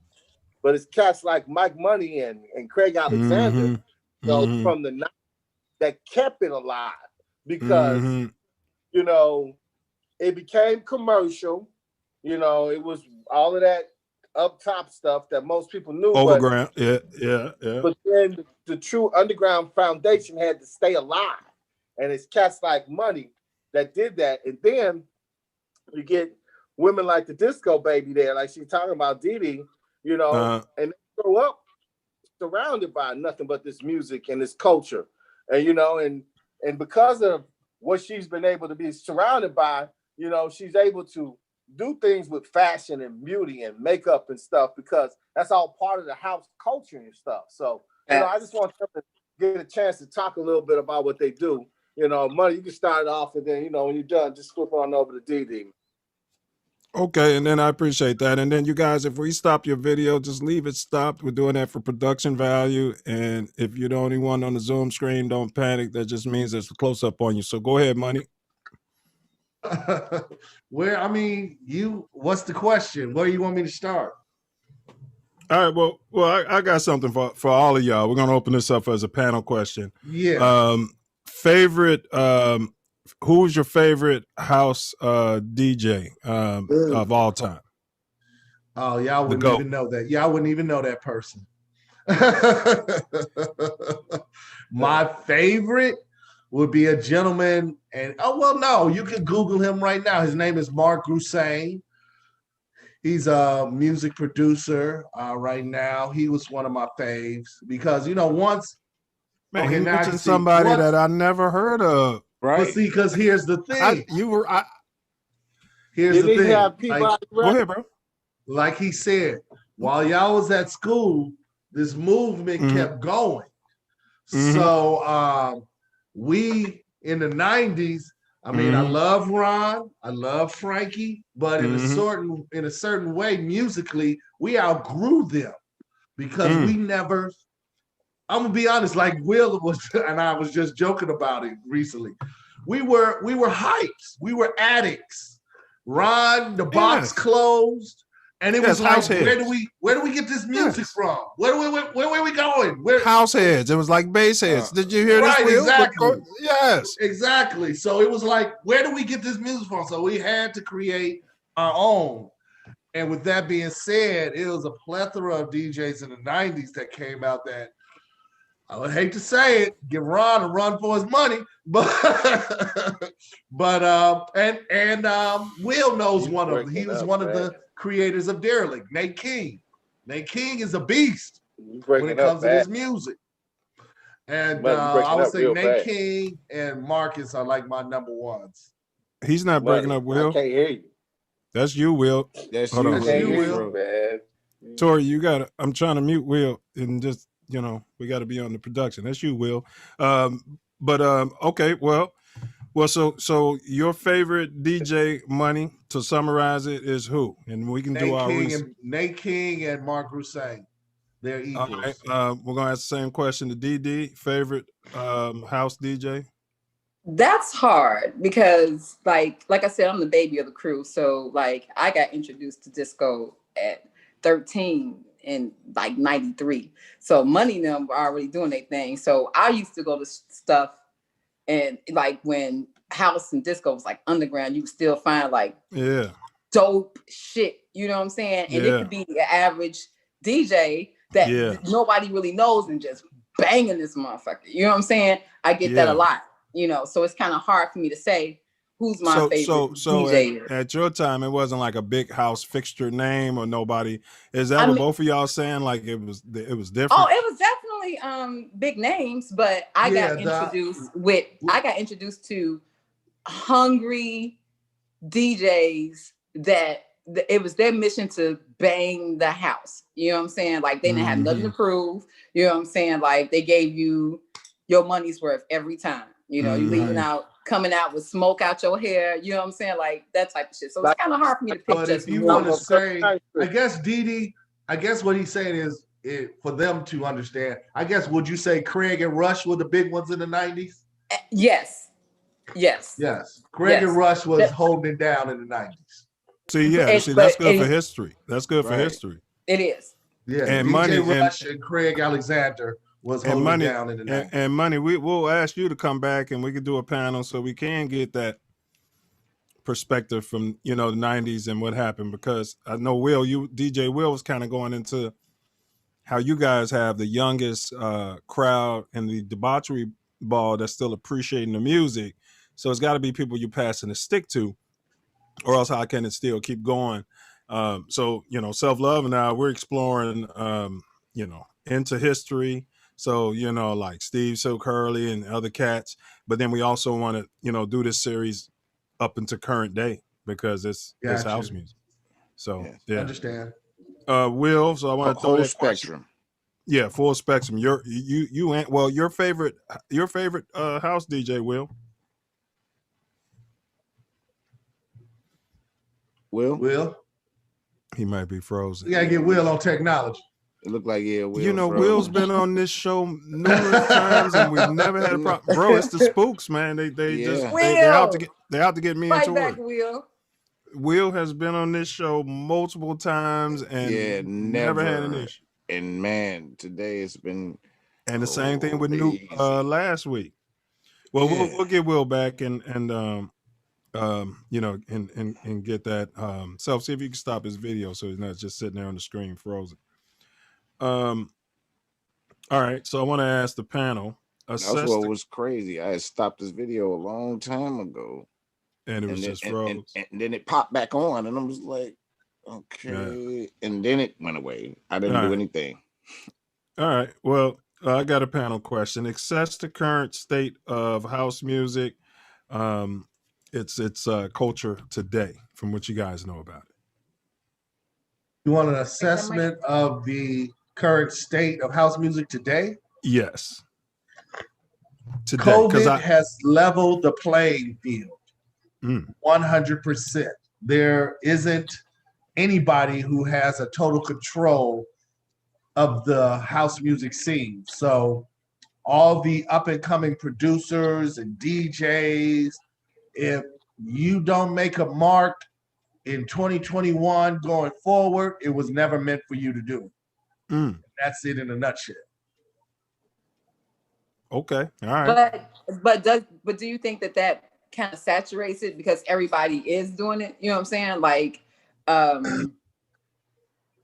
you know, D-Nice kicked off this whole thing and made it cool for, you know, DJs to use social media as a platform. Do you think quality versus quantity, you know what I'm saying? Oh, 100% quality over quantity. And another thing, now, you know, because house had evolved to it went through very different stages. Yes. You know, from disco to where it is now, and younger DJs are taking it and they going with it. You know what I'm saying? So do you feel like that's hurting house in a way, or do you feel like that's good, that's healthy for a new younger generation? It matters. Here's the thing. First off, like with the derelicts, we don't subscribe to the natural way of things. So it is so much music out there that is considered under the umbrella of house. Everybody does not have to play soulful or rare grooves or you know, all of that. Like with me. Hold it right there. I was going to ask you guys that. So park it. I mean, keep going. Because I wanted to get into that because I'll be talking to people. I'm in Cali right now, young generation, and it's like we'll be talking about house, but I feel like we're not even talking about the same thing sometimes. I feel like I could just make a beat and just call it house music, and that seems to be okay today. Like what makes house music? But go ahead and complete your statement because that's right. You basically are saying what I was just about to say, which is like me as a DJ. I don't consider myself a house music DJ. I'm a player of good dance music, whether it's rock, EDM, as long as it has a good beat to it, and I can see and I can visualize a young lady, sexy dancing in front of me. I'm going to play it because that's the way I was cut from. Ron, back in the day, Ron would play everything. He was never pigeonholed. And with that being said, a lot of DJs pigeonhole themselves into a certain genre and then they end up shooting themselves in the foot. I mean, that's a philosophical house question, and I'm going to bring Will up to speed where we're at. So I want you to answer your favorite house DJ, the GOAT, and then we're going to go into where we're at now, the current state of house and what makes house. Was it the music that Ronnie and Frankie was playing that made it house, or was it house because Frankie and Ronnie was playing it? You know, these are the type of, I guess, philosophical questions we're getting into now. Well, it really isn't a philosophical question. The term house was coined because of the music that was played at the warehouse started with Robert Williams back in the 70s, and they just shortened the term from this is what they played at the warehouse and just start calling it house. Now you get into circa 87, 80, then you got your Chicago house scene, which is true Chicago house is that 808 drum bass beat. That's Chicago house. I mean, but like you said, it's a philosophical thing. It's just like my uncle says. My uncle is Robert Williams, the basically founder of all of this. Yes. And he simply put it, and at one time him and I used to battle against that, but then with the age and wisdom, it started to make sense to me as I grew older, which is it's just dance music. And that's the way it's just this whole house, deep house, whatever, it's just dance music. Point blank. No matter what you play, it's just dance music. Now, it's funny. I don't know about that, Mike. I know you. You know I know you, Mike. I can't believe you sitting up here saying that. You know, I'm not. He's saying with his older. So I know you, Mike. But he's saying with his uncle. And he's saying what his uncle said, and it's kind of like as I'm getting old. Well, because I have like people like 20, 21, and they're DJs and stuff, and I'll be talking to them. And this conversation comes up all the time. So I want to throw it to DJ Will real quick, and then we'll throw it to you, DD. Will, your favorite house DJ of all time, and then what does define house music? Is it simply what his uncle said that it's just dance music?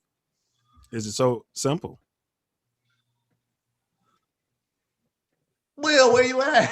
Do we have to put up a sign for Will saying speak? There he is. We got you now, Will. Can you hear us? Come on, Will. Come on, Will. Tell us you can hear us. I can hear you. All right. Can you hear me? Yeah, we got you loud and clear. Favorite house DJ, and what is house? Is it just dance music?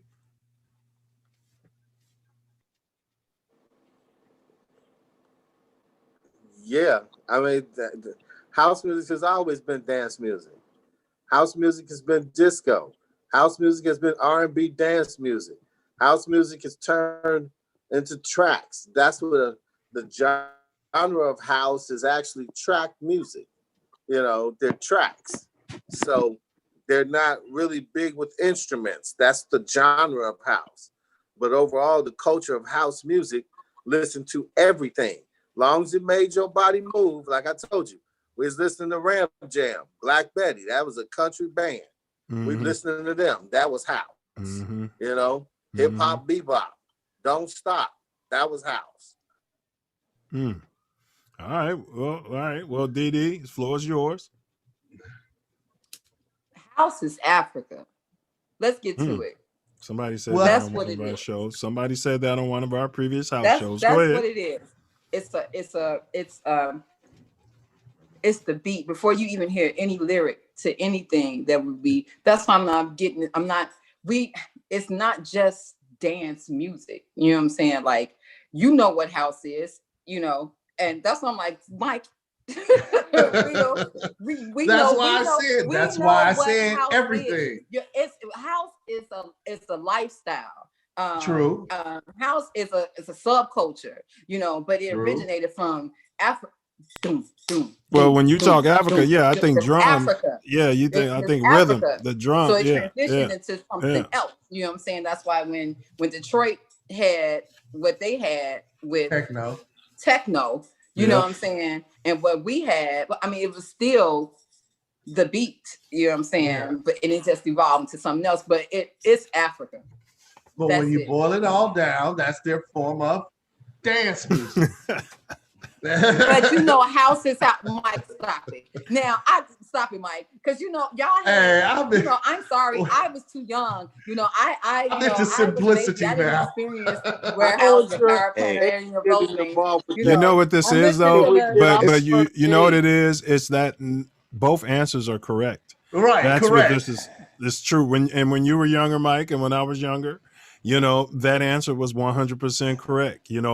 But then when you start growing, you get a little bit more universal, I guess. House And you music start is looking back, and subjective. it's like DJ Big Will was saying, there was some other people making music that we were dancing to, and they weren't right African per se, but everybody's African because Hey, it all came I from mean, Africa. Yeah. That's true. and the Hey, one I'm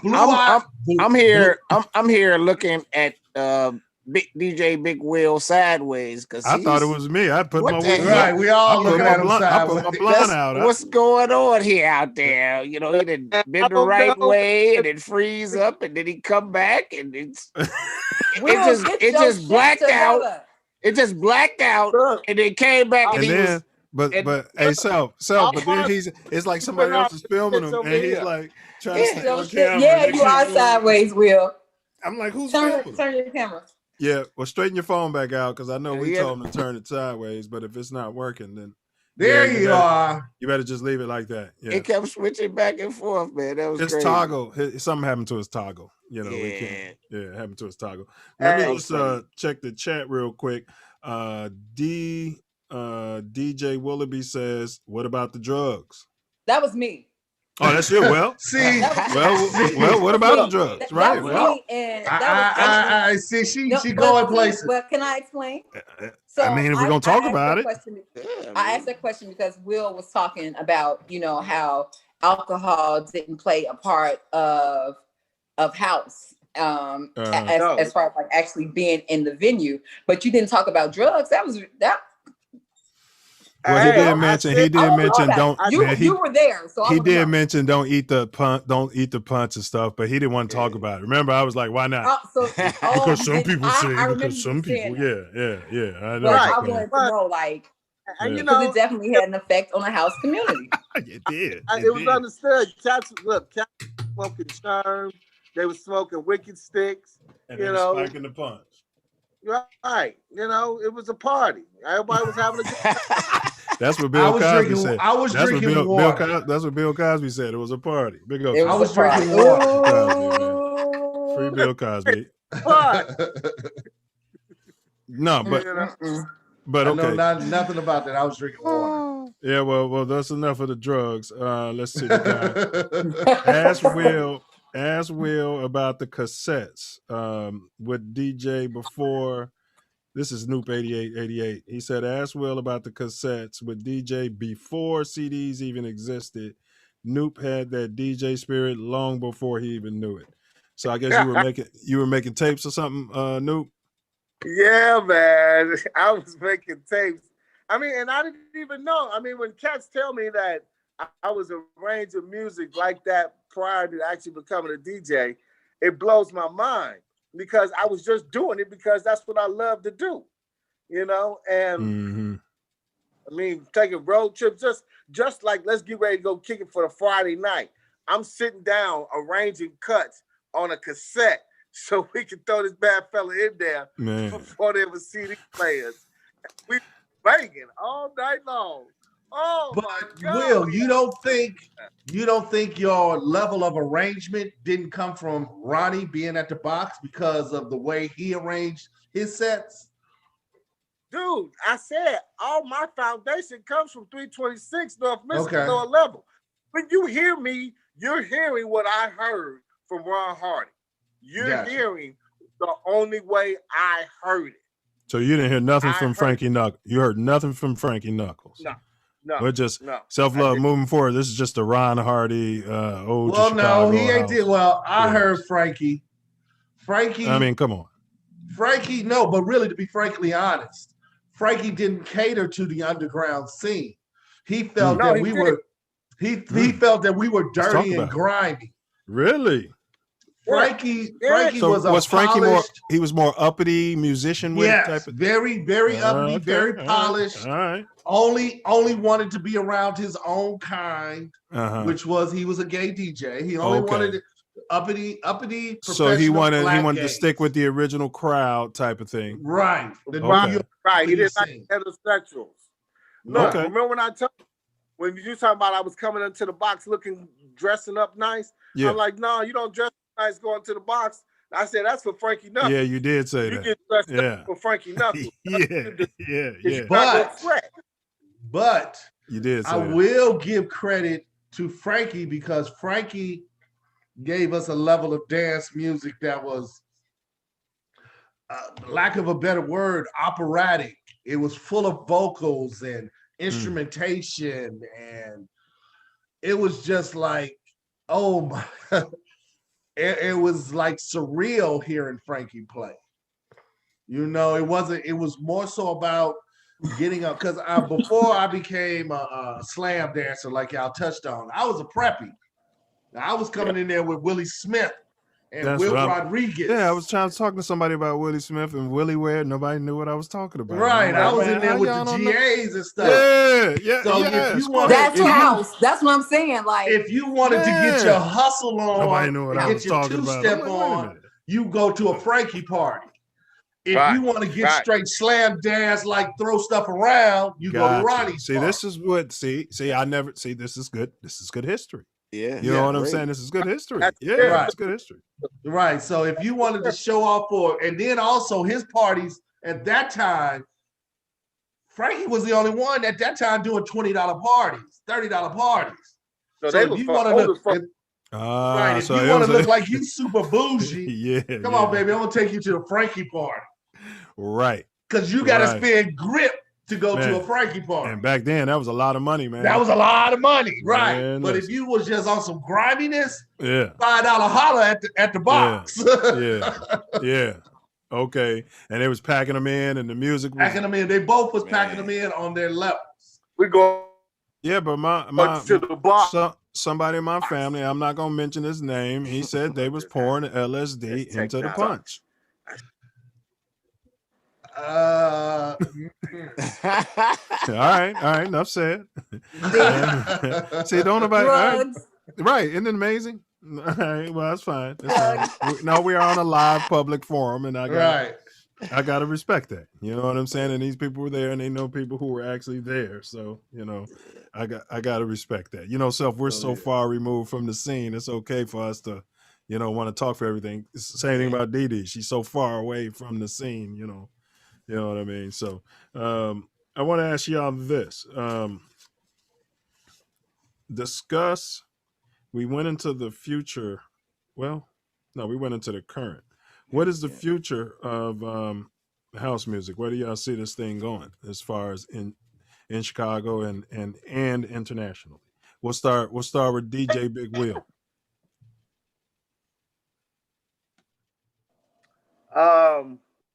Wow. Well, this pandemic thing has really changed the game. Because before it was about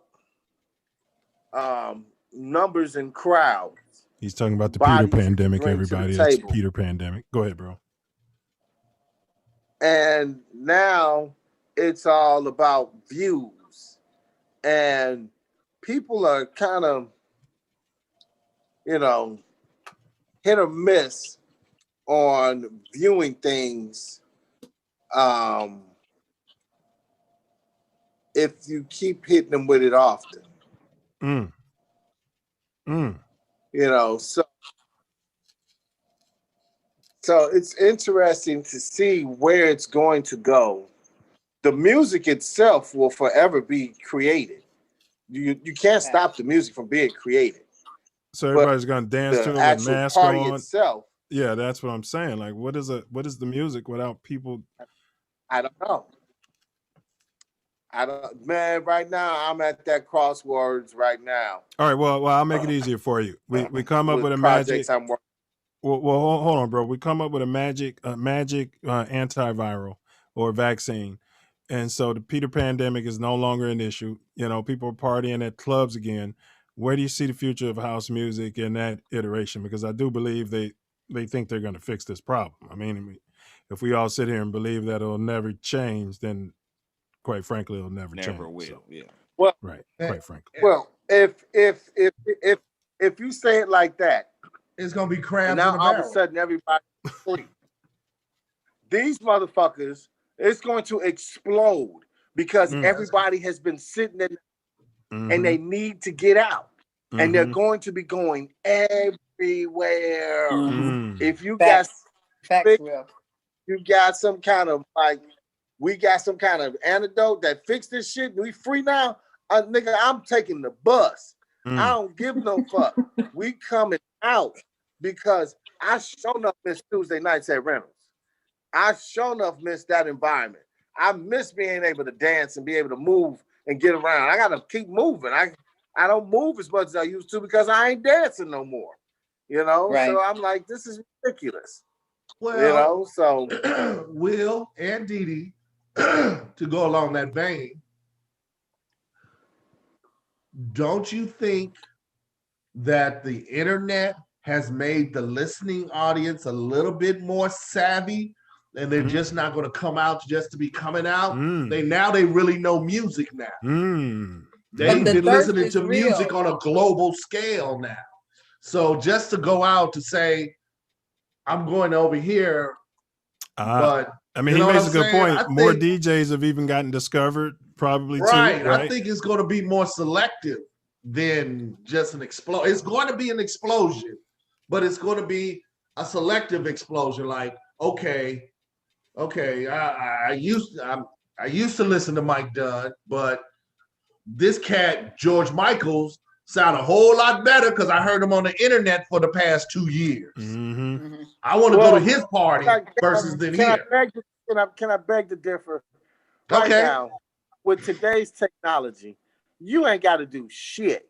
All you need to do is put 50 songs into a computer, tell the computer to play the songs in whatever order they want to be played in, and go that way, and it'll be blended.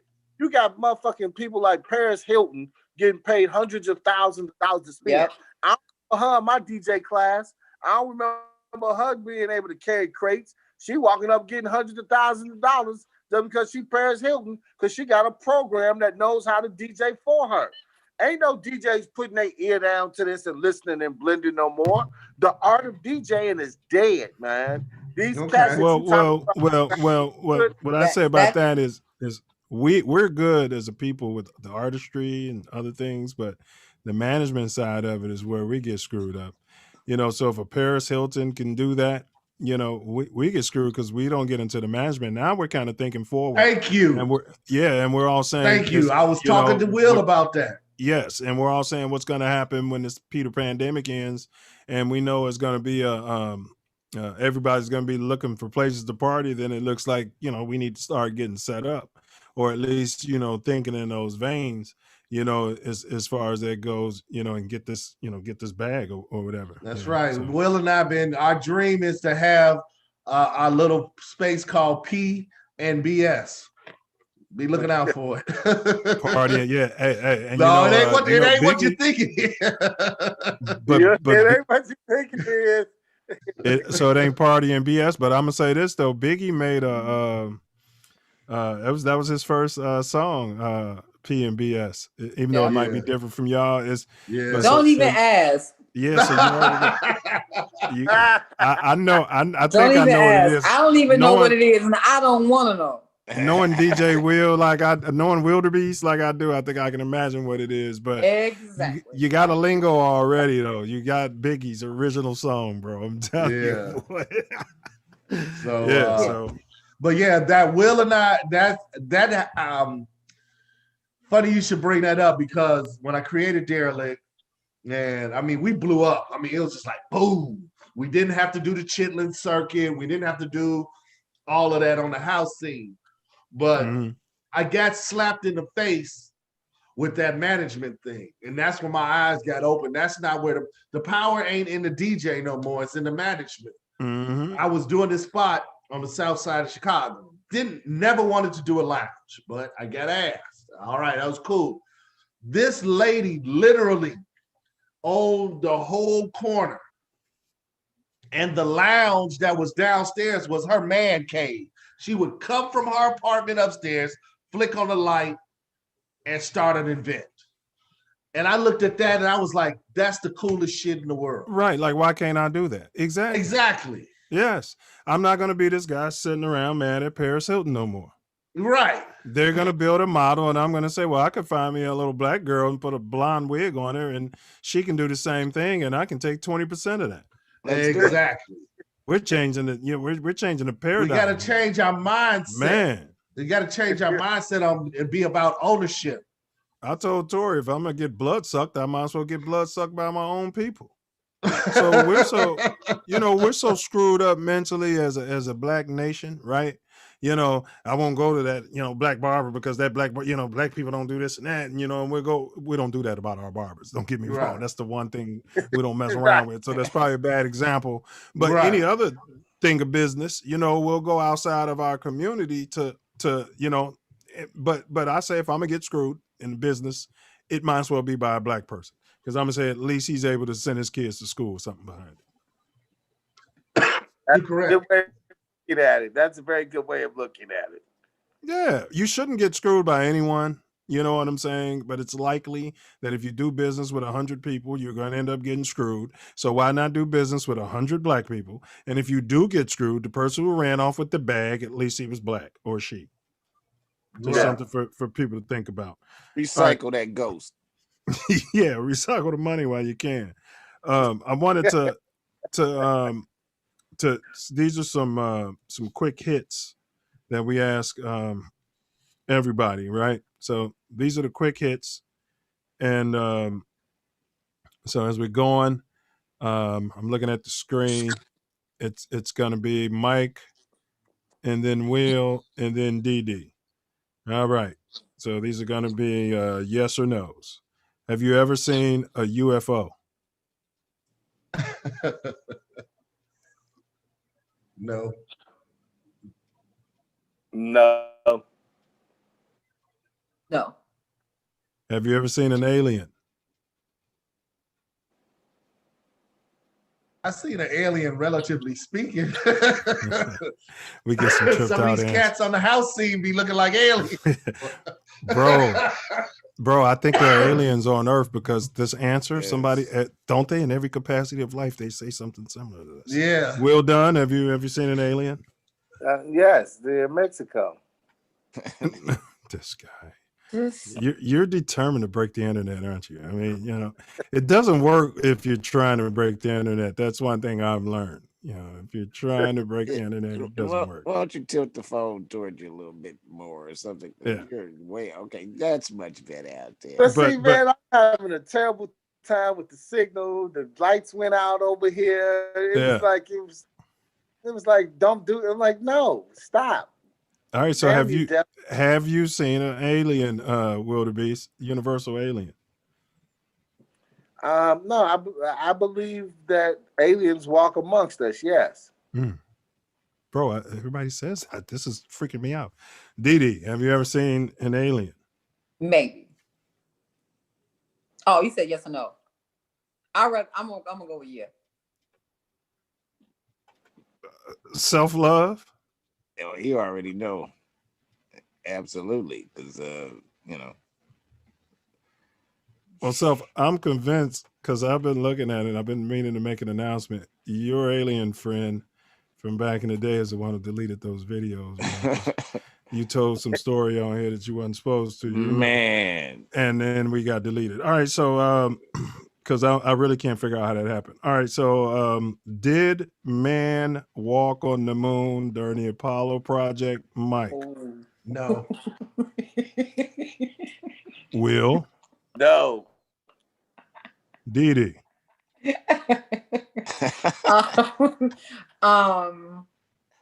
How's this funny? I don't. It's got to be a yes or no. Yes or no? Right. You can say pass. No. Okay. Tori? No. Wow. I'm gonna say this: the footage looks just like Lost in Space, boy. That showed, Danger Will Robinson. Okay, Danger Will Robinson. Danger. Exactly. It looks the exact same. Put the camera there. Who put the camera That was outside the shop? Man. How did they even know to bring cameras up there? I mean, really? Come on now. Man, I can't even get a cable feed. Will's having trouble with the internet right now. They were sending TV feeds down from the moon in the 60s. And then they said the black girls did all the mathematics. The black girls did the mathematics, didn't get credit. I believe the math was true. In theory, all of that was true. I just don't think we ever did it. Because, because they were going up there like candy too. It was like 10, 12 trips. You know what I mean? Okay. And then I was Look, watching recent it was science. And if we can just get back to the They moon. can't go there now. Yeah. And supposedly they used a technology that is our phones are far more advanced. Yes, and a calculator it was in has rooms. Yes. It was in rooms. Yes. It was in Yes. rooms. And we got So we quantum could- computers, and we just got back. So Yeah. we can send a rocket to the moon Yeah. with the phone. That's what Yeah. that's basically saying, right? Yeah, Will. And Russia and everybody else gave up. Well, America went. No need to go. They put their flag. You know, that's what tripped me out. Nobody Right. went after us. All right, last one. Right. There's this thing called Ryan's belt. Last one. Recommend a book for the self-love nation. Mike? Oh, I got a perfect book. Hold on. I'm about to show y'all the cover. I'm reading it now. Okay. While he's doing that, DJ Big Wheel. Of course, mine. That's what I was gonna say.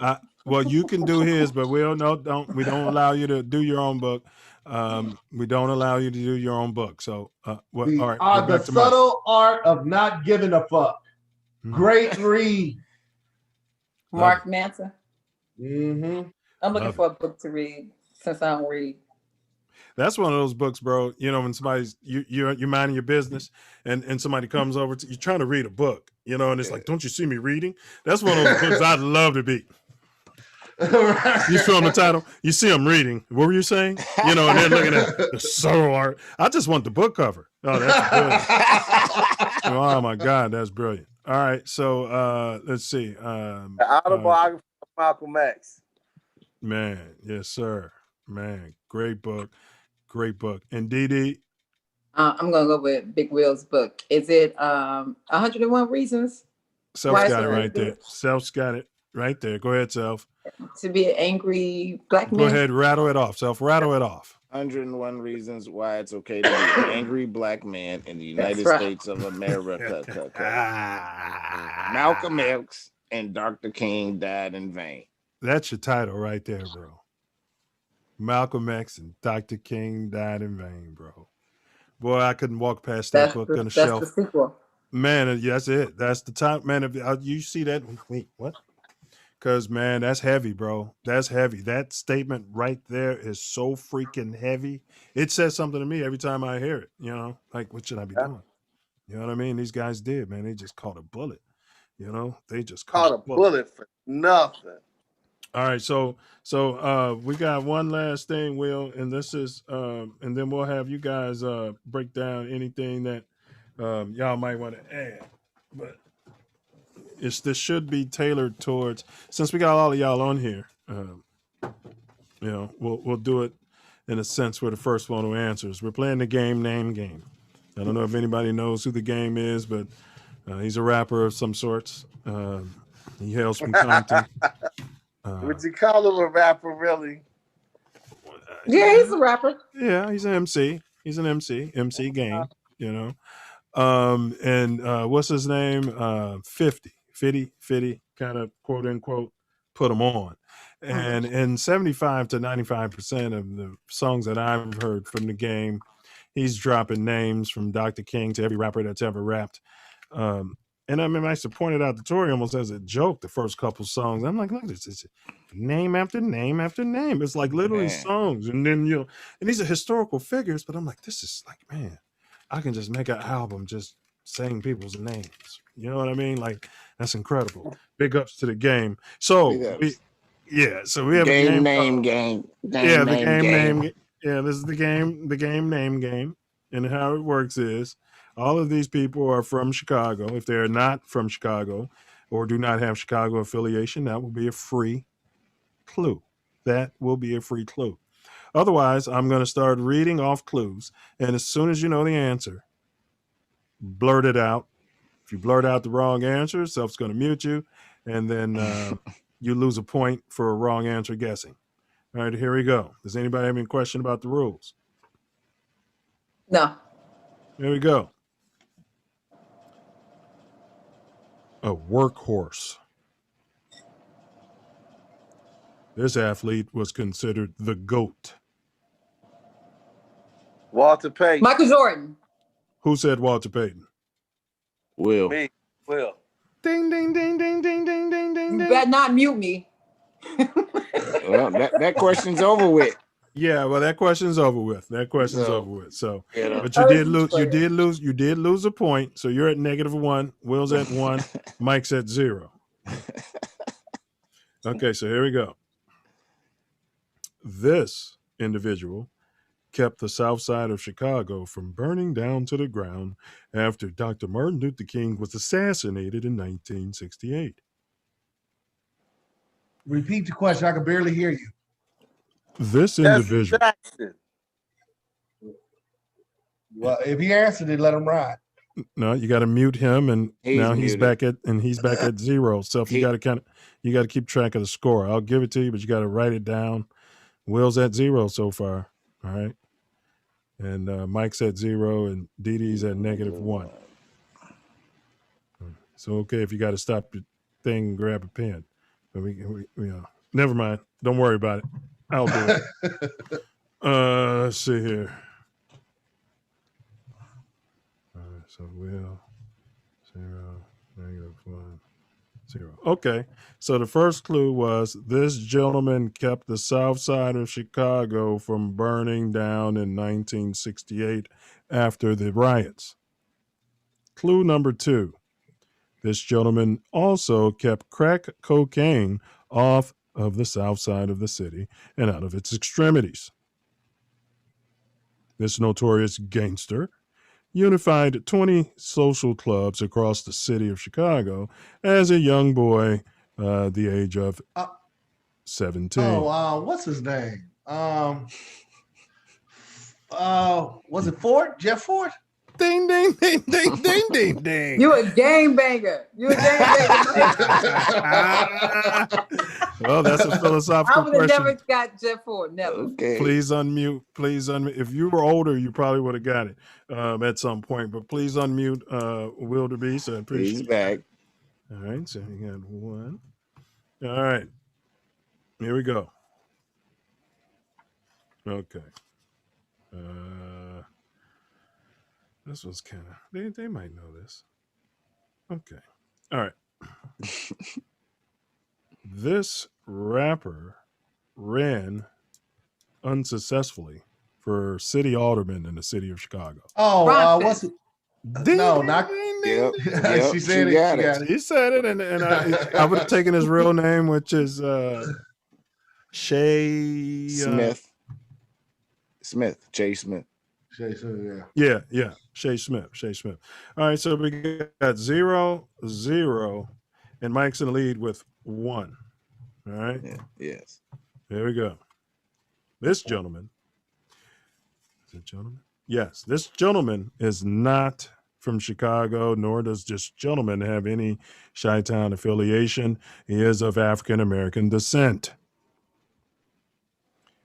Currently has a major beef with Netflix. What? Dave Chappelle? Ding, ding, ding, ding, All right. ding, ding. Oh, come on. Mike, He does not have a problem with Netflix. He asked Netflix to take down the thing, and they did so. So that was not a problem. But they still haven't paid him yet. Exactly. That's the problem. And if you knew all of that, they have not paid him. And the point of the game is, if you knew all of that, you should have simply said Dave Chappelle. You're sitting there debating, but right. That's but Netflix still ain't paid him. Yes. You wouldn't even be talking about it if he didn't have an issue with Netflix. We wouldn't even be talking about it. Right. He want his paper. Screw taking it down. Pay me. Right. He wants his paper. I mean, they didn't break the law. They're holding up to the end of the contract, but they were wrong. That's why he got COVID. That's why they gave him COVID. He's stupid. So this one hasn't been on the Self Luv Show before, so it won't matter if you watched or not. All right. Here we go. Not from Chicago. Okay. All right. This crew was put on by Queen Latifah. Man, that's a bunch of people. Naughty by Nature. Ding, ding, ding, ding, ding, ding, ding, ding. My next clue was Vin Rock. Okay, because I'm about to say, come on, you got to come better than that. It is a lot of people, but we got more clues coming. Mike you know just what be I'm jumping saying? out there. Right, I'm like, wait a minute. That's what it That is. wasn't Mike. That was Big Will. Big don't Will care Had the answered right that answer. Yeah, but if, Mike just opened that's his my mouth. that's my little boo thing. I love me some Quail T. Miss Dana Owens. That's I was like, you got to be more specific. No, but you're right. She put a lot of people on. Yeah, big ups to Queen Latifah. Okay, here we go. Northside Gangster, bootlegger. Al Capone. Okay, we had a tie. Who both? Wow, said? that was a tie. Nah, that was Will and Didi. That was a tie. That Who was crazy. it? Will and Didi? Al Capone. Yes, Oh. Will All right, and Didi. All right, so hold on. So Mike's at 2. Will is at 2. And Didi's at 1. Yeah. All right, we got 2 more we're gonna do here. So then the last one's gonna be worth a 2-pointer. All right, here we go. Here's one. The son of Lonnie Lynn. Common. Bam. Wow. I would have taken Rashid, but yeah, wow. We got a Common fan in the building. Everybody's got 2. Well, yeah. Everybody's got 2. This is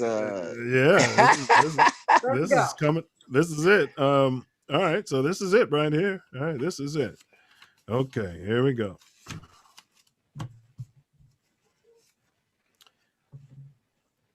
SNL died from a major cocaine overdose. Chris Farley. Couldn't even hear the question. Well, we said Chris Farley, and that was wrong. So Didi drops down to 1. So what was the question? I couldn't hear you. Mute her. Mute her. So I the said first clue was, Belushi. who said Belushi? Me, Will. Ding, ding, ding, ding, ding, ding, ding, ding, ding. Yeah. John Belushi. And Will is the winner. Will is the winner. All right, I couldn't hear. I couldn't hear. Chris Farley died from a drug overdose too. What city? What city but he is wasn't from? the first. He And wasn't what the city? first one. And what city is Chris Farley from? I Where? can tell you what city. I can tell you what city. I can tell you what city he's not from. I can tell. Yeah. All right, Will. You take it. That's right. But that was a great guess. It was a great guess. But a lot of people don't know John Belushi is from right here in right there in the city of Chicago. Yeah. So Sweet home, Chicago. but I'm gonna put together more questions geared towards house. So when we do the house panel, y'all have been throwing out answers like Ron Hardy, Frankie Knuckles, Steve Silk Hurley, stuff like that. Into something. Yeah, that'd turn into something. Yeah. So big ups to the game. We Big usually do it with only one person, so it was very interesting and exciting with the competition. Yeah, man, that was an added. That was. I have them on here for a reason. We make a great team. The 3 of us make a great team. Hey, Big Will. Been in the game for a very long time. Big Will. DJ Griller said, "What up, brother Will? Too many memories in this thing called house." Oh man, look. Let me share this story with you real quick that I didn't get a chance to share with you. Go ahead. Me and Emil, big brother, Emil, Mr. Good Look. Right, you heard me say it. You heard me. We was going to the music box, right? We lived on 64th and King Drive. We lived in what is O Block at 6444 South King Drive. I know the area, man. That little homies, man, they used to mess with us every day just walking home from school, man. Go ahead, bro. Go ahead, man. I know the area, man. So bastards. We would only have enough money. Right. Uh-huh. We would only have enough money to be able to get there, get in the party, but not get back. But we only had a fare for one person to get there. So what would happen is we would catch the train at 63rd and King Drive, right? Mm-hmm. And the next stop was 61st in Indiana. So one person would take the transfer, get on the train, pass the transfer back.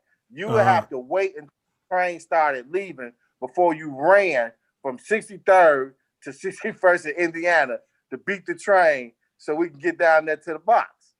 So we get to the box, we pay the money, we get in. Now the dilemma is how we gonna get home.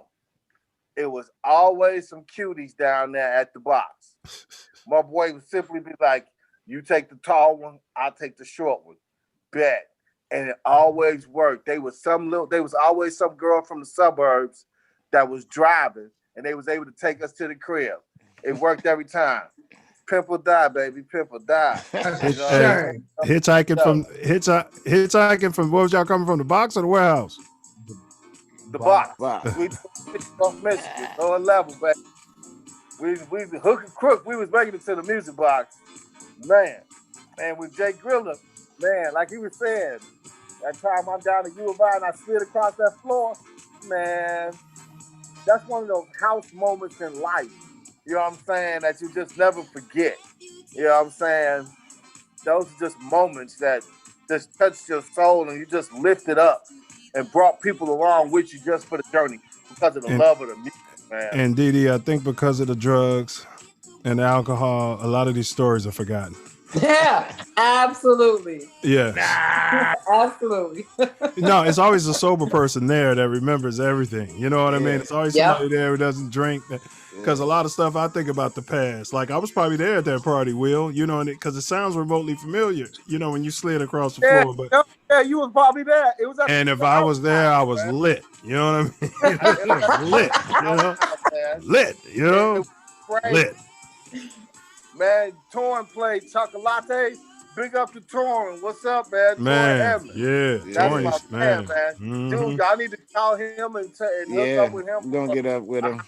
Yeah, man. We want to get Torn. We want to sit with Mike, man. We you know, because this series we do it like once every 6 weeks or so. You know, and man. Yeah, and it's just old to house music. Oh man, but man, it was just like. It just took you to another world, man. And you just can't explain it unless you was just actually there inside this box. And that's why we get skipped over. We have gotten skipped over in the 90s because we didn't care about recording, documentation. We didn't care about none of that. We just was in it to live it and win in it. That was it.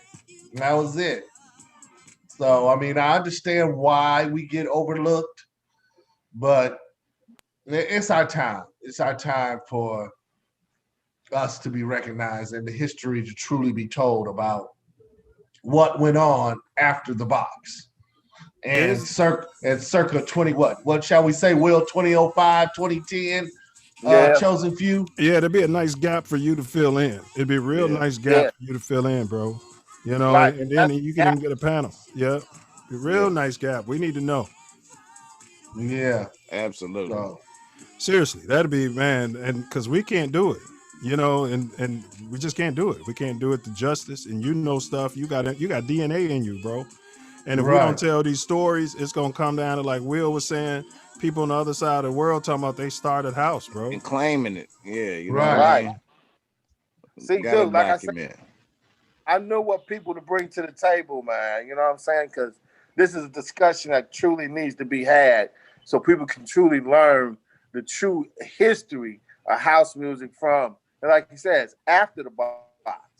You know, a lot of cats stuck on the box, and then all of a sudden, now we had the Chosen Few. You know, Will, you and Jay Green never jumped on the train and went to the fort, did y'all? Y'all never went to party at the temple, right? Y'all never did. Look at his face. He's sitting there like he didn't even know they was having parties. You see him? You think I'm clowning him? No, I'll take that as a no. All right. Yeah. That's safest place in the city, boy.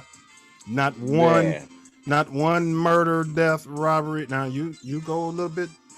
You had to get to where you was going, but there, safest place in the city. See, we didn't have that problem. We went anywhere in the city of Chicago and danced. North side, south side, we went there and we had a good time. We wasn't Right, there and we really didn't have that problem back in the day because they respected us. The gangbangers respected us. They knew at certain times on the Cottage Grove and the King Drive bus would be nothing but full of house kids in their weird clothes, going down to the box, to the powerhouse, to the, they just wouldn't fuck with us. Because they learned that some of those weird looking kids had sticks too, and some of those weird little kids would beat your butt. Exactly. They learned over time that these kids, they may look like they're not from the city, but these kids are from the city. They may not be from the low end, but they from the wild or over east, or you know what I mean? Exactly. And, yeah. So but they did see, once again, telling history and knowing history. This is what they need to know. They did have a dividing line though. They'll let us ride the buses, but you get caught by that on that L at 22nd Street, it's a wrap. It was a wrap. They'll let you ride the bus, but the L was on that L. Man, the L was wide. Wasn't no cameras. The L was wide. It was a wild. Yeah, it was a wrap on the L. Good times, boy. 3rd Street by that time. On 63rd, I done rolled it all the way down there by that. Yeah. So I ain't at 2nd Street. I'm already on the train. Yeah, so it was a lot of fun and games, man. It was a lot of fun and games. Yeah, I know DJ Grilla had commented kind of on that though. You know how it was over east, Tori. What was the name of that spot over east? Pleasure Dome. Yeah, at the Pleasure Dome. Oh my God. Yeah. He was talking about oh man. Yeah, just walking from the neighborhood and going over there. Right. Yeah. What DJ was? That's Ferris? part of that. What was that? That's part of that history. Oh, yeah, right. Exactly. Who was it though? Was it Ferris that used to do the? I know it was a lot of different ones though, but yeah, it was because at one time Ron played over there, Ferris played over there, Manuel played over there. It matters what time frame you're looking at. Who was the resident though? Because it was a resident. It really wasn't a resident because it was basically the Pleasure Dome was a which is funny. It was the people, the AA folks, the Alcohol Anonymous folks. That was their meeting place, and they would let us throw parties there. About a mile from my house, maybe mile and a half from where I'm at right now on 75th and Exchange. Exchange, right? Yeah, 75th right and by the Exchange. church. And it was for Narcotics Anonymous. And they always had them like I'm saying, bro. Like I think I was either in Hyde Park or in Cow Park by the time, right? I was either in Hyde Park or Cow Park, right? And we're going to the Pleasure Dome. Where's that? 75th and Exchange. How we getting there? We're taking a bus. I don't like house music that much, man. Who got the stick? You know what I'm saying? Like, who we rolling with, man? Y'all like to paint this picture. Y'all be painting this picture of the city. Like DD be saying, what about the drugs? And I'll be saying, what about the sticks? And everybody. That's what I'm saying. Maybe it was me. Maybe it was just I was a magnet to it, giving me everything. Right. We were so addicted to it after the box. It was like we didn't care. I have partied in abandoned buildings, garages. That's what Jay Green was saying. Man, wherever it was one party we went to over on the northwest side. Yeah. And it was an abandoned warehouse where we had to go up the fire escape. Could you imagine carrying bottoms and shit up the fire escape to do a party? And then it was like, it was one of them small fire escapes that only one person can come up and down. So imagine once the party got started, you got people trying to come down, come up, and it's swinging from side to side. But we love that music, man. And why do I remember it being cold all the time? Like, was it never no house parties in the summertime? I just remember like somebody said in the winter. No, you go out in the park. You go in the park in the summertime. See, look, I guarantee you, you bring your ass outside in the cold to come to a party, you are coming to party. You're not around. So you say some of the best parties when it was 40 below zero, huh? Man, And wait a minute, we be out there with the Z Cavaricis on, some fucking Giorgio Brutini slip on in the fucking cold. Yeah. He'd be froze in the motherfucker trying to look cute going to the party. Now, this is a show you need to do. When did we stop dressing to go to the party? When did that happen? We were kind of getting into dressing when we was at the music box. What you talking about? Well, see, no. It was a time when we came G up. No. See, Big Will's he's a different type of noob. He's a different type of he thinks everybody was slam dancing and grimy, and he thinks that was house. And I be trying to tell him that, bro, there was a huge culture of. It started in Hyde Park, man. Andre Hatchett and my brother and all them, they used to be clean, man. It was preppy. It was. Man, and then the groups we had the Ambassadors, Armani, Bad Boys, and you remember you had to have the designer jeans. I'm not saying you had to have it, but you had it if you had it. People weren't. I got a question to ask. So, do you think I didn't own or possess any of those things? I know you did. But everybody downplays it, and I'm like, no, that was a big part of house culture, like hip hop culture, the clothes, the house culture, the way y'all dance, even at parties, even if it was dressed down, it was a certain way that house people dance, man. The way they dress, it was like, I'm not saying. Here's what I'm saying. I'm not saying it was commercial. I'm saying that there was certain house people within the house community, and you'd be like, man, he put that on. Tori, you know what I'm talking about? Like, man, he's wearing that. And then all of a sudden other people was doing it. You know what I mean? And put the big belt buckle on, and it was off somebody's car side, the Mercedes Benz. These were house people doing that. Right. And remember, we were so house that we would have what's his name's mannequins? Versace. The Versace mannequins with the hairstyle, and we started doing that shit. Yeah. I had one. I had a Versace like a motherfucker. That's what I'm saying, bro. That's what I'm saying. Like they took like they would be wearing suspenders. It was like man, someone was going in their uncle's closets, but they would be so clean, man. And now I know what you're saying, Will. If you was going to the box to get down and dance, you probably wasn't dressing like that. But I remember, again, I was at Mendel. But when it wasn't going to the box like that, we was dressing like that going up to AKAs and CODs and all that. That's when we get to wear the gear. Or a house party at somebody's crib. Or a house party. In somebody's basement. Right, you was clean.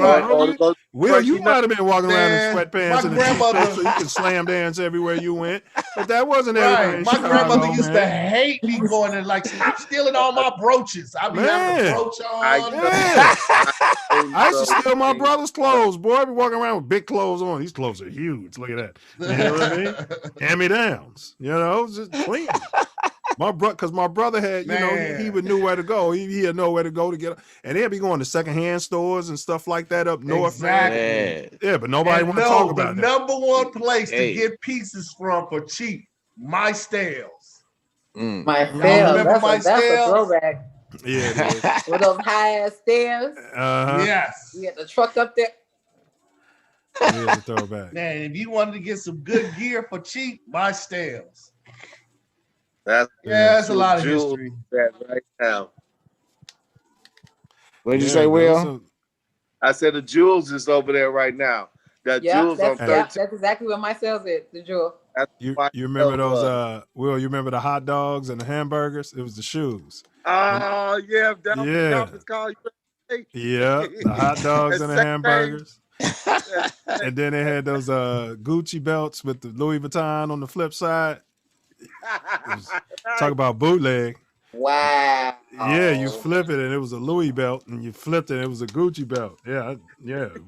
Talk about Will, you had one of those? No. Of course, Will's gonna say that. Don't saying the devil, Will. Will wore sweatpants and t-shirts. We're gonna find a picture. Will was clean. Don't let Will try to put on this image. Yeah. He went to do a sound out there. Exactly. I had a Gordon Gartrell. Don't holler. Well, I went to Kenwood and Hale, so that ain't that bad.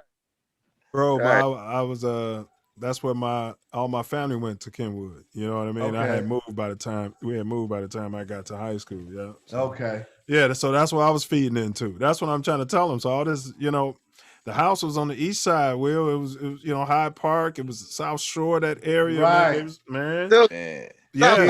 Hill. Yes. That's the south side of Chicago. It is. But yeah, but we really wasn't messing with the Wookiees down there on the low end. That's what I'm saying. Well, I'm saying that you Excuse me? Well, no. BD, if it started on the low end, I would sit here and say it started on the low end. I would sit here and say that. Oh my God. Yeah. What is? Mike, we you on your own. Grew up from there, You're on your own on that one, Mike. It was some gems. It was some gems down there on the low end. It was some gems. Yeah, you had a whole. You ain't gotta tell me. I already know. Hey, Tori, I got enough problems at the low end, man. I mean, like this guy with his American flag hat on talking about the low end. Tread easy. And it's Bronzeville now. No, I'm saying if it started somewhere else, I would acknowledge it. But it was popping up on the west side too. Now, yes, it was. Yes, it was. Y'all need to reach out. Hey, I could reach out. He was really prevalent. His name is Kevin McSwain. He was really prevalent in the 90s on the west side. Yeah, we need to reach out to some west side cats. Yeah, because I don't know. I will admit, I don't know nothing about the west side house scene. I was Little south, Lewis was north, from out west, and a little bit of the suburbs. Yeah. A little bit of the suburbs. Yeah. Well, but the west side, I ain't cool with the west side. One of us can reach out to him. You want to? It don't matter. Oh, Kevin McSwain? Yeah.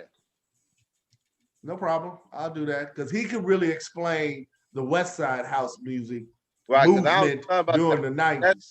That's that time for the percolator stuff. No, they was playing cuts because Kevin plays cuts. Boy, hey, say what you want. And I've seen Will jack into the percolator, boy. If the right female up there doing the percolator, he gonna be right there with you. Don't have me finding you. Boy. Yeah. I don't even dance. And I'm on you didn't run off the dance floor when they come on out there. Hey, the percolator is the one song you don't have to know how to dance, and you can get out there and start percolating, boy. Yeah. You know what I mean? And everybody think you're doing something. Self, you just gotta have a look on your face when you hear the song. Exactly. Gotta have that serious look. Like you about to do something, boy. Right. And it lasts for about 30 seconds, and then you gotta get off the floor because black people Stop be like, and walk away. Yeah. Like, he doesn't know what he's doing. Get him off the floor. They'll get you off the floor too, boy. No, I just stop and walk away. Yeah. Out there. Yeah, I've learned how to be a non-dancer. Yeah. Get out there, like, Self. And then be do like, your move it too? No, let me go right over here and watch. Mm-hmm. But yeah, the next time y'all do this, we need to touch on, if y'all wouldn't mind that, and that would include Dee more so, which is how the house scene sort of segued or included the gay scene, even though it came from the gay scene.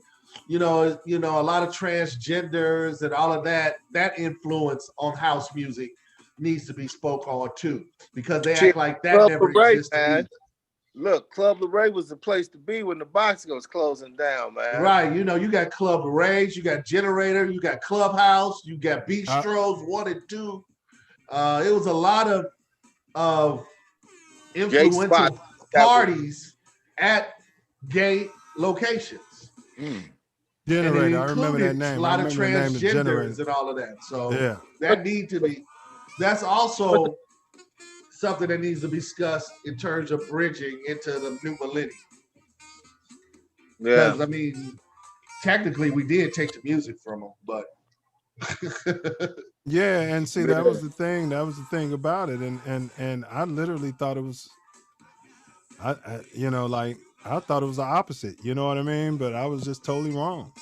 No. Yeah. Disco. It was gay thing. Yeah, it's a gay thing. Yeah. So all the men out there who's dancing to this, y'all in touch with y'all feminine side. Oh God. Well, That's hey, my spam game. I guess that goes back to Africa then, huh? Take it right on past that. You already. You know what I'm saying? Now, okay. Let's be real. We all know we secretly love that song, Happy, Carefree, and Gay. Come on. Man. Y'all tell me y'all never danced to that. Hey, let me explain It's right now. classic. It's Huh? classic. Classic. Pause. Right. This is what we would say. They say that you have, as a heterosexual man, you cannot say you started tapping your feet to that but that's song. like a white person jamming to "I'm black and I'm proud." That doesn't mean that they are black. That just means they're jamming to "I'm black and I'm proud." What me and my boy would sing was, "I'm happy, I'm horny every day.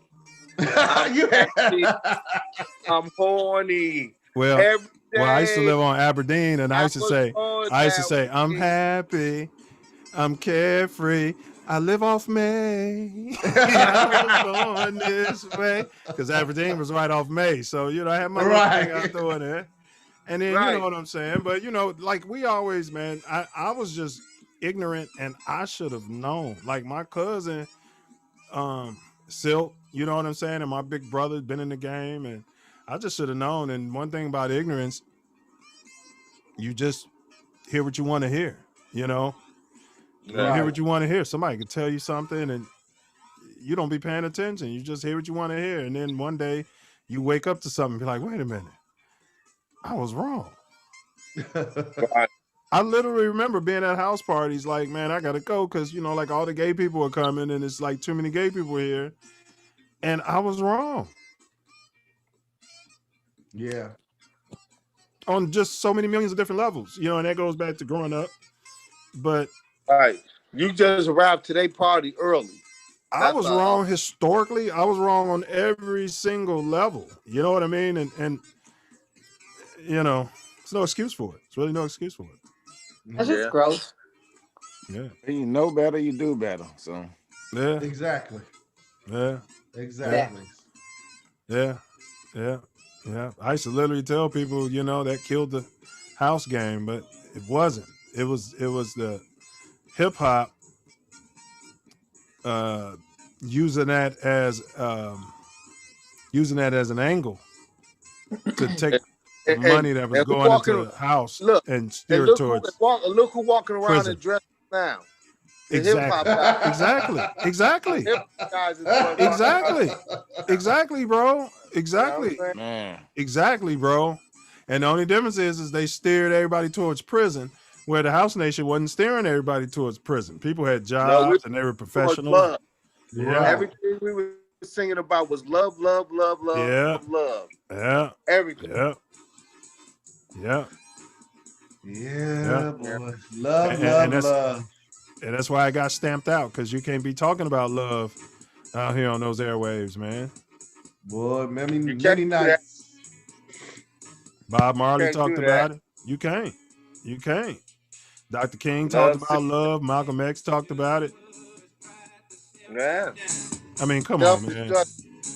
Self-destruction was never played on WPCI. Hey, if you give Will Dunn back in the day, the Wildebeest, you sat there and drank some Kappa Punch with Will Dunn and walked into the Alpha House and this came on and you look at Will Dunn, boy. Knock somebody out the way. Yeah, knock everybody. Oh, that was you, Will? That was Will. Hey, he held shit down. Fuck what that you was heard. Will the Beast, boy. You better move him out the way. Move him out the way, Will. Hey, you got a whole bunch of muscle guys. You're like, make us some room, clear us some room, Will. Will just make clear a hole. Yeah, everybody let him do it though. Nobody messed with Big Will. Yeah, they wasn't gonna deal with us as a whole. Why is everything? No, hey, that's right. Hey, they do not to fuck with Cass Kick It. Remember the time we sat up there with playing video games, and Julian had first come last time fucking with him at the Union, and we was like, so what happened? We didn't even budge. That time we didn't even leave. We said nothing broke out. Okay, no big deal. But that other time. Hey, yeah. Well, KS Kicker, we're doing a regulated reunion coming up here soon. We can talk about those days then. So we try to stay on topic, man. But yeah, man, those are some good times, bro. Those are some good times, Hey, man. Hey, they were life-changing times that will forever connect us for the rest of our lives. And I wouldn't have had it any other way. And I'll tell you what I am. My age is like a perfect mix. So you're talking like 1990, being on the yard. So that was a time where, you could have some great house music playing, beating, and you had some classic hip hop coming in at the same. It was just a time when the music was so good. The music itself was just so good, and it got to a point where it was really hard to choose. It was just being in Chicago, it was hard to choose. It got real hard to choose. Yeah. But a true aficionado, you don't have to choose. You can integrate them both. That's what should have happened. Ferris, and that's what I say about these DJs pigeonholing themselves. It's all good dance music. Yeah. You could play a set where you play some house and play some of that 90s hip hop. Jay Green can do that. You will never miss a beat on the dance floor. Yeah. You never miss a beat. If you work in your crowd. Exactly. Yeah. That's what I tell the guys, because Will help me groom a couple of guys that spin with us. And it's like, dude, play it all. Play it all. It's all good dance music. Don't think that you got to play the chosen few hot top 40. No, you don't. No. Play it all. What you feel, what you vibe. Because you don't know, you might be in a neighborhood and that one song you play, everybody will jump up and be like, and you hit on something. And when you hit on that, play it. You know what I mean? I've seen DJs, they hit on that, everybody go crazy, and they take the song out. Thank you. That's not a DJ. You literally should be able to punch that guy in the head when that happens. Fact. It should be like a law. Or here's the great one. They get you that one song, but they can't follow it up with the next song to keep it going. The next song is a complete dud. I've seen that. It's like you're not working the party. You just got some random playlist you got together and you didn't realize, they're all jumping up to this Nas song, then they probably won't appreciate this as much. And the last point on that is a lot of DJs don't take time to orchestrate their set to where they want to take people on a journey. They got this computer screen in front of them and they sitting out throwing bait. Like, I'm going to play this song and see how they react. I'm going to play this song. Instead of just taking time out and saying, this is where I want to start. This is where I'm going to end. And just let it ride. Just let it ride. They don't do that anymore. But see, that was because, again, they weren't there at the spot where you and I come from. You see what I'm saying? Their house music is subjective. And because whenever they found out house, that's what they see house as. Like earlier when I was asked about the House Mix 5. House Mix. Well, when I was asked about them, you got to remember, I don't feel like I felt that they were commercial. But let's think about that young lady or that young man. For the very first time ever in life, they hear a song or hear house music via the radio.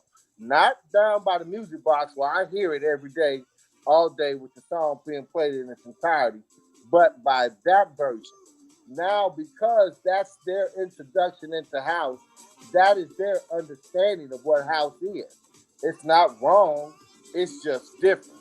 And we got to start learning how to accept the fact that it's just different because house is subjective. It's not objective. The only thing objective are dates. That's it. And titles of songs. That's it. And me not being a DJ, I think you have to know when you got a Ron Hardy type crowd and when you don't. I think you gotta know the difference. Will. Remember when we went to New York to hear Nicky Ciano?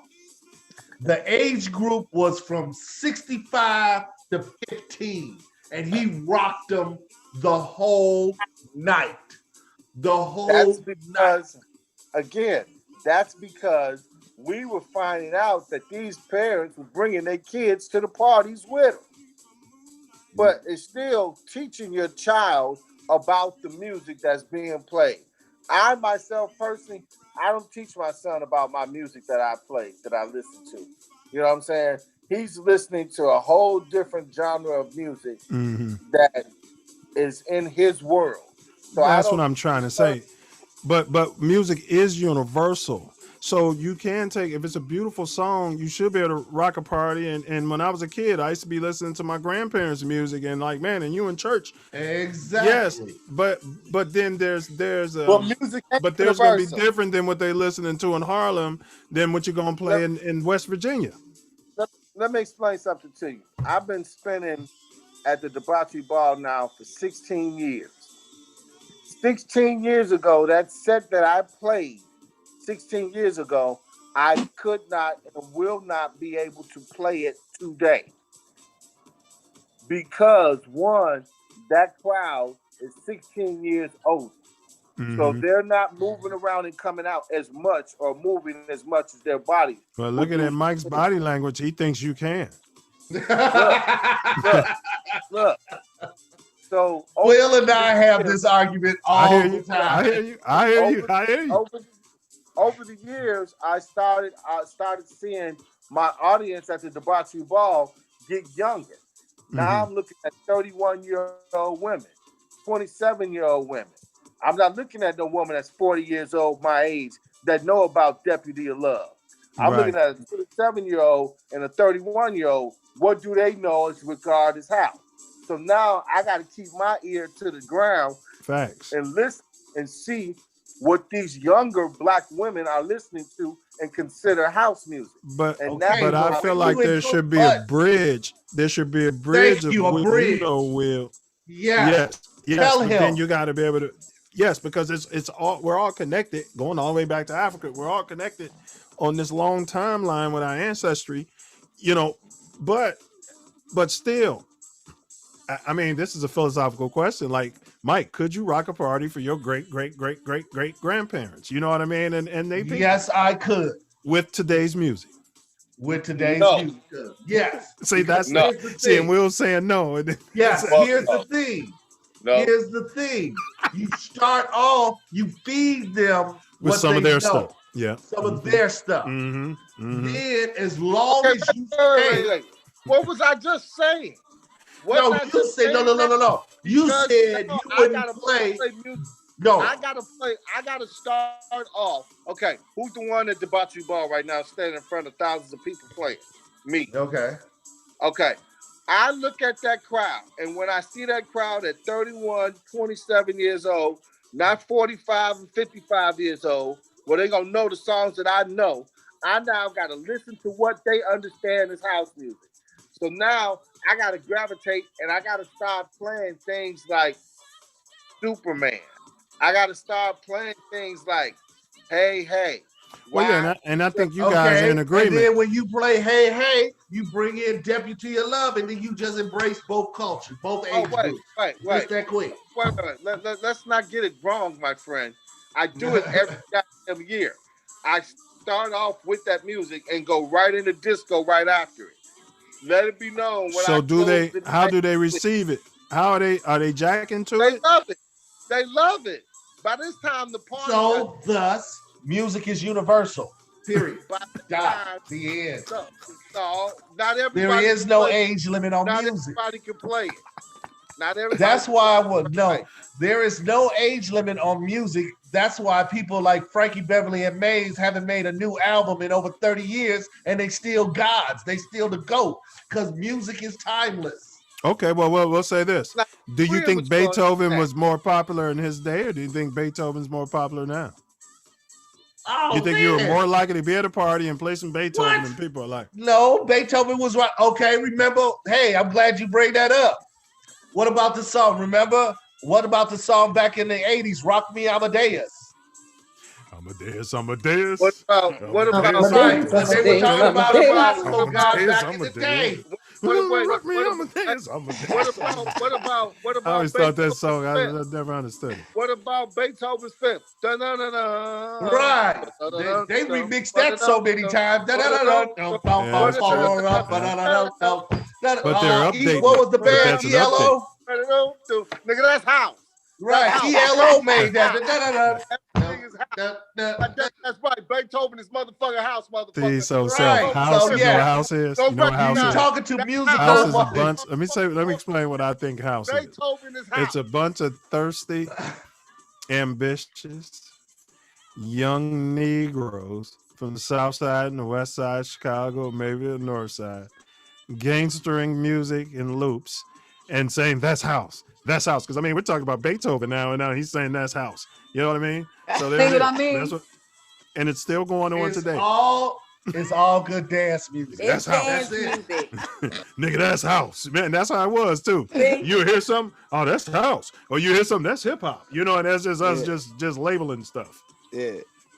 Man, Will, you made me think about it. I gotta grab that. That was a cut. Look at it. Yeah. I forgot all about that one. That's right. They got Music. Beethoven rolling over in his grave right now, boy. Cold name, though, didn't he? Beethoven. Right. Boy. Beethoven was a racist. Yeah. Yeah, he was. Baby. Like I didn't mean my music be played by these. I am of the opinion that he was of the darker hue. Yeah. Oh, you think he's black? Yeah. If he was black, he was definitely Beethoven. If he was white, he was Beethoven. Yeah, right. Beethoven.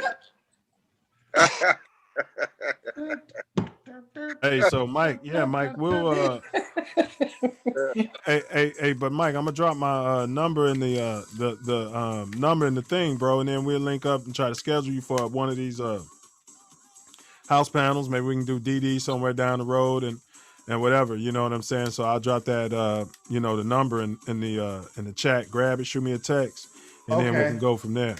Sounds good. Appreciate you. Cool beans. Yeah, and I appreciate y'all doing that. And if y'all anybody got anything else they want to wrap up with, because Self Love and I are gonna I'm already close past out. my bedtime. I gotta be up at 6. Thank y'all for doing this, man. Through, man. I appreciate it, man. Man, Thank no you. problem. Thanks for Thank having you for us. the invitation. Thank you. Thanks for the listening ear. It was fun. I didn't know. I told Will, I was like, I don't know where I'm going to go with this. How much of the truth should I tell or That'd not be the thing. tell? I know, that'd be the thing. That'd be the thing. But you'll know in the comments and when people start calling you, you know what I'm saying? You'll know.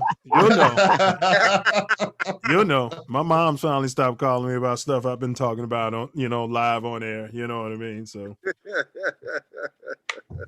yeah. Thank y'all so much, man. This has been a blessing and a pleasure. Appreciate y'all. Thanks for having us. Appreciate you. Thank you for having us. I think we'll have y'all in the future. So, you know what I mean? So, yeah. All right. Expand some more.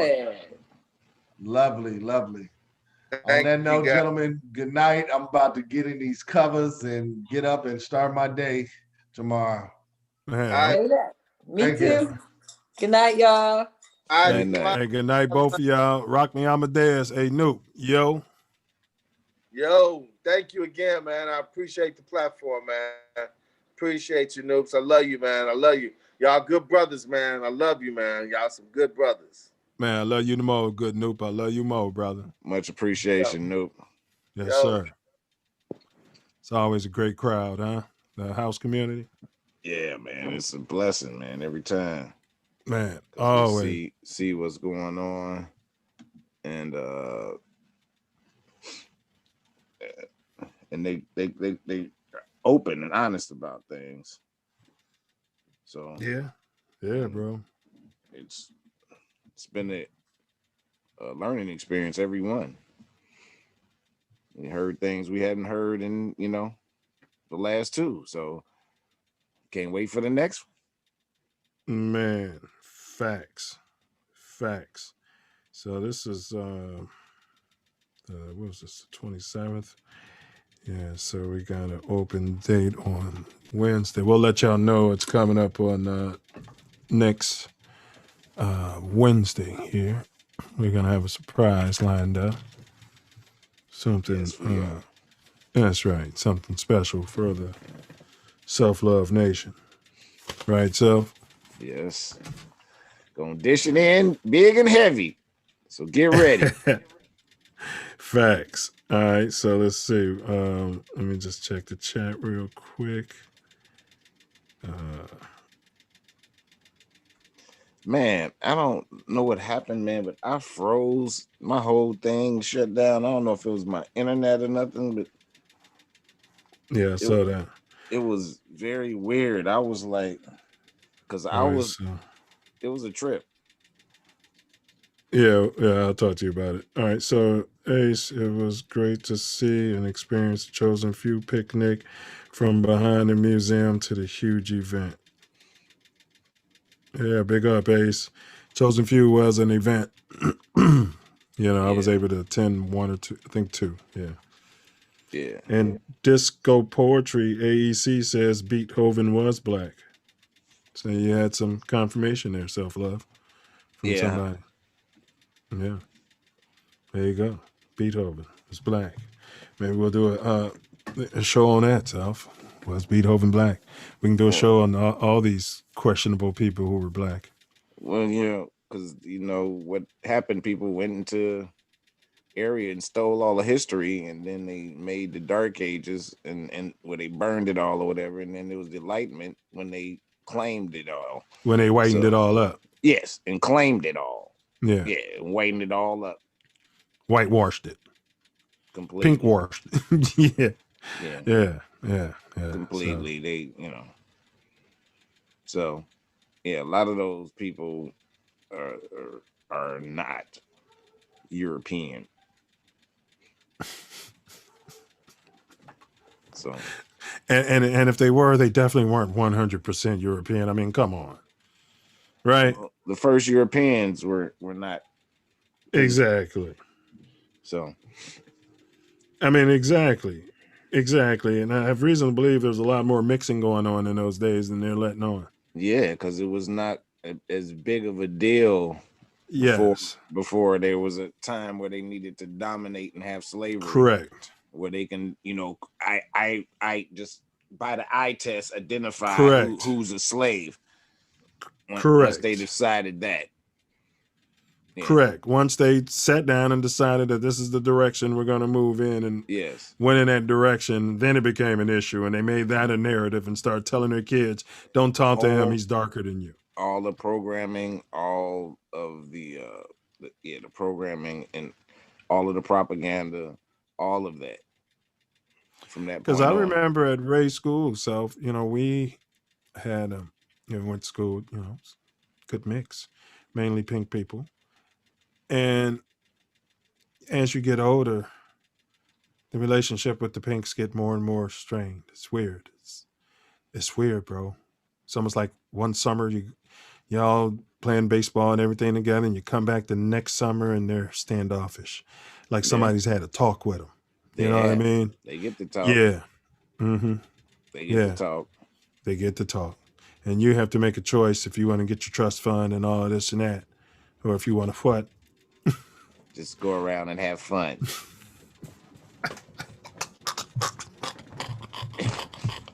Yeah, if you want to treat people like human beings and you're right. Enjoy your life and have fun, like you said. So they try to bring frame those it. Negroes.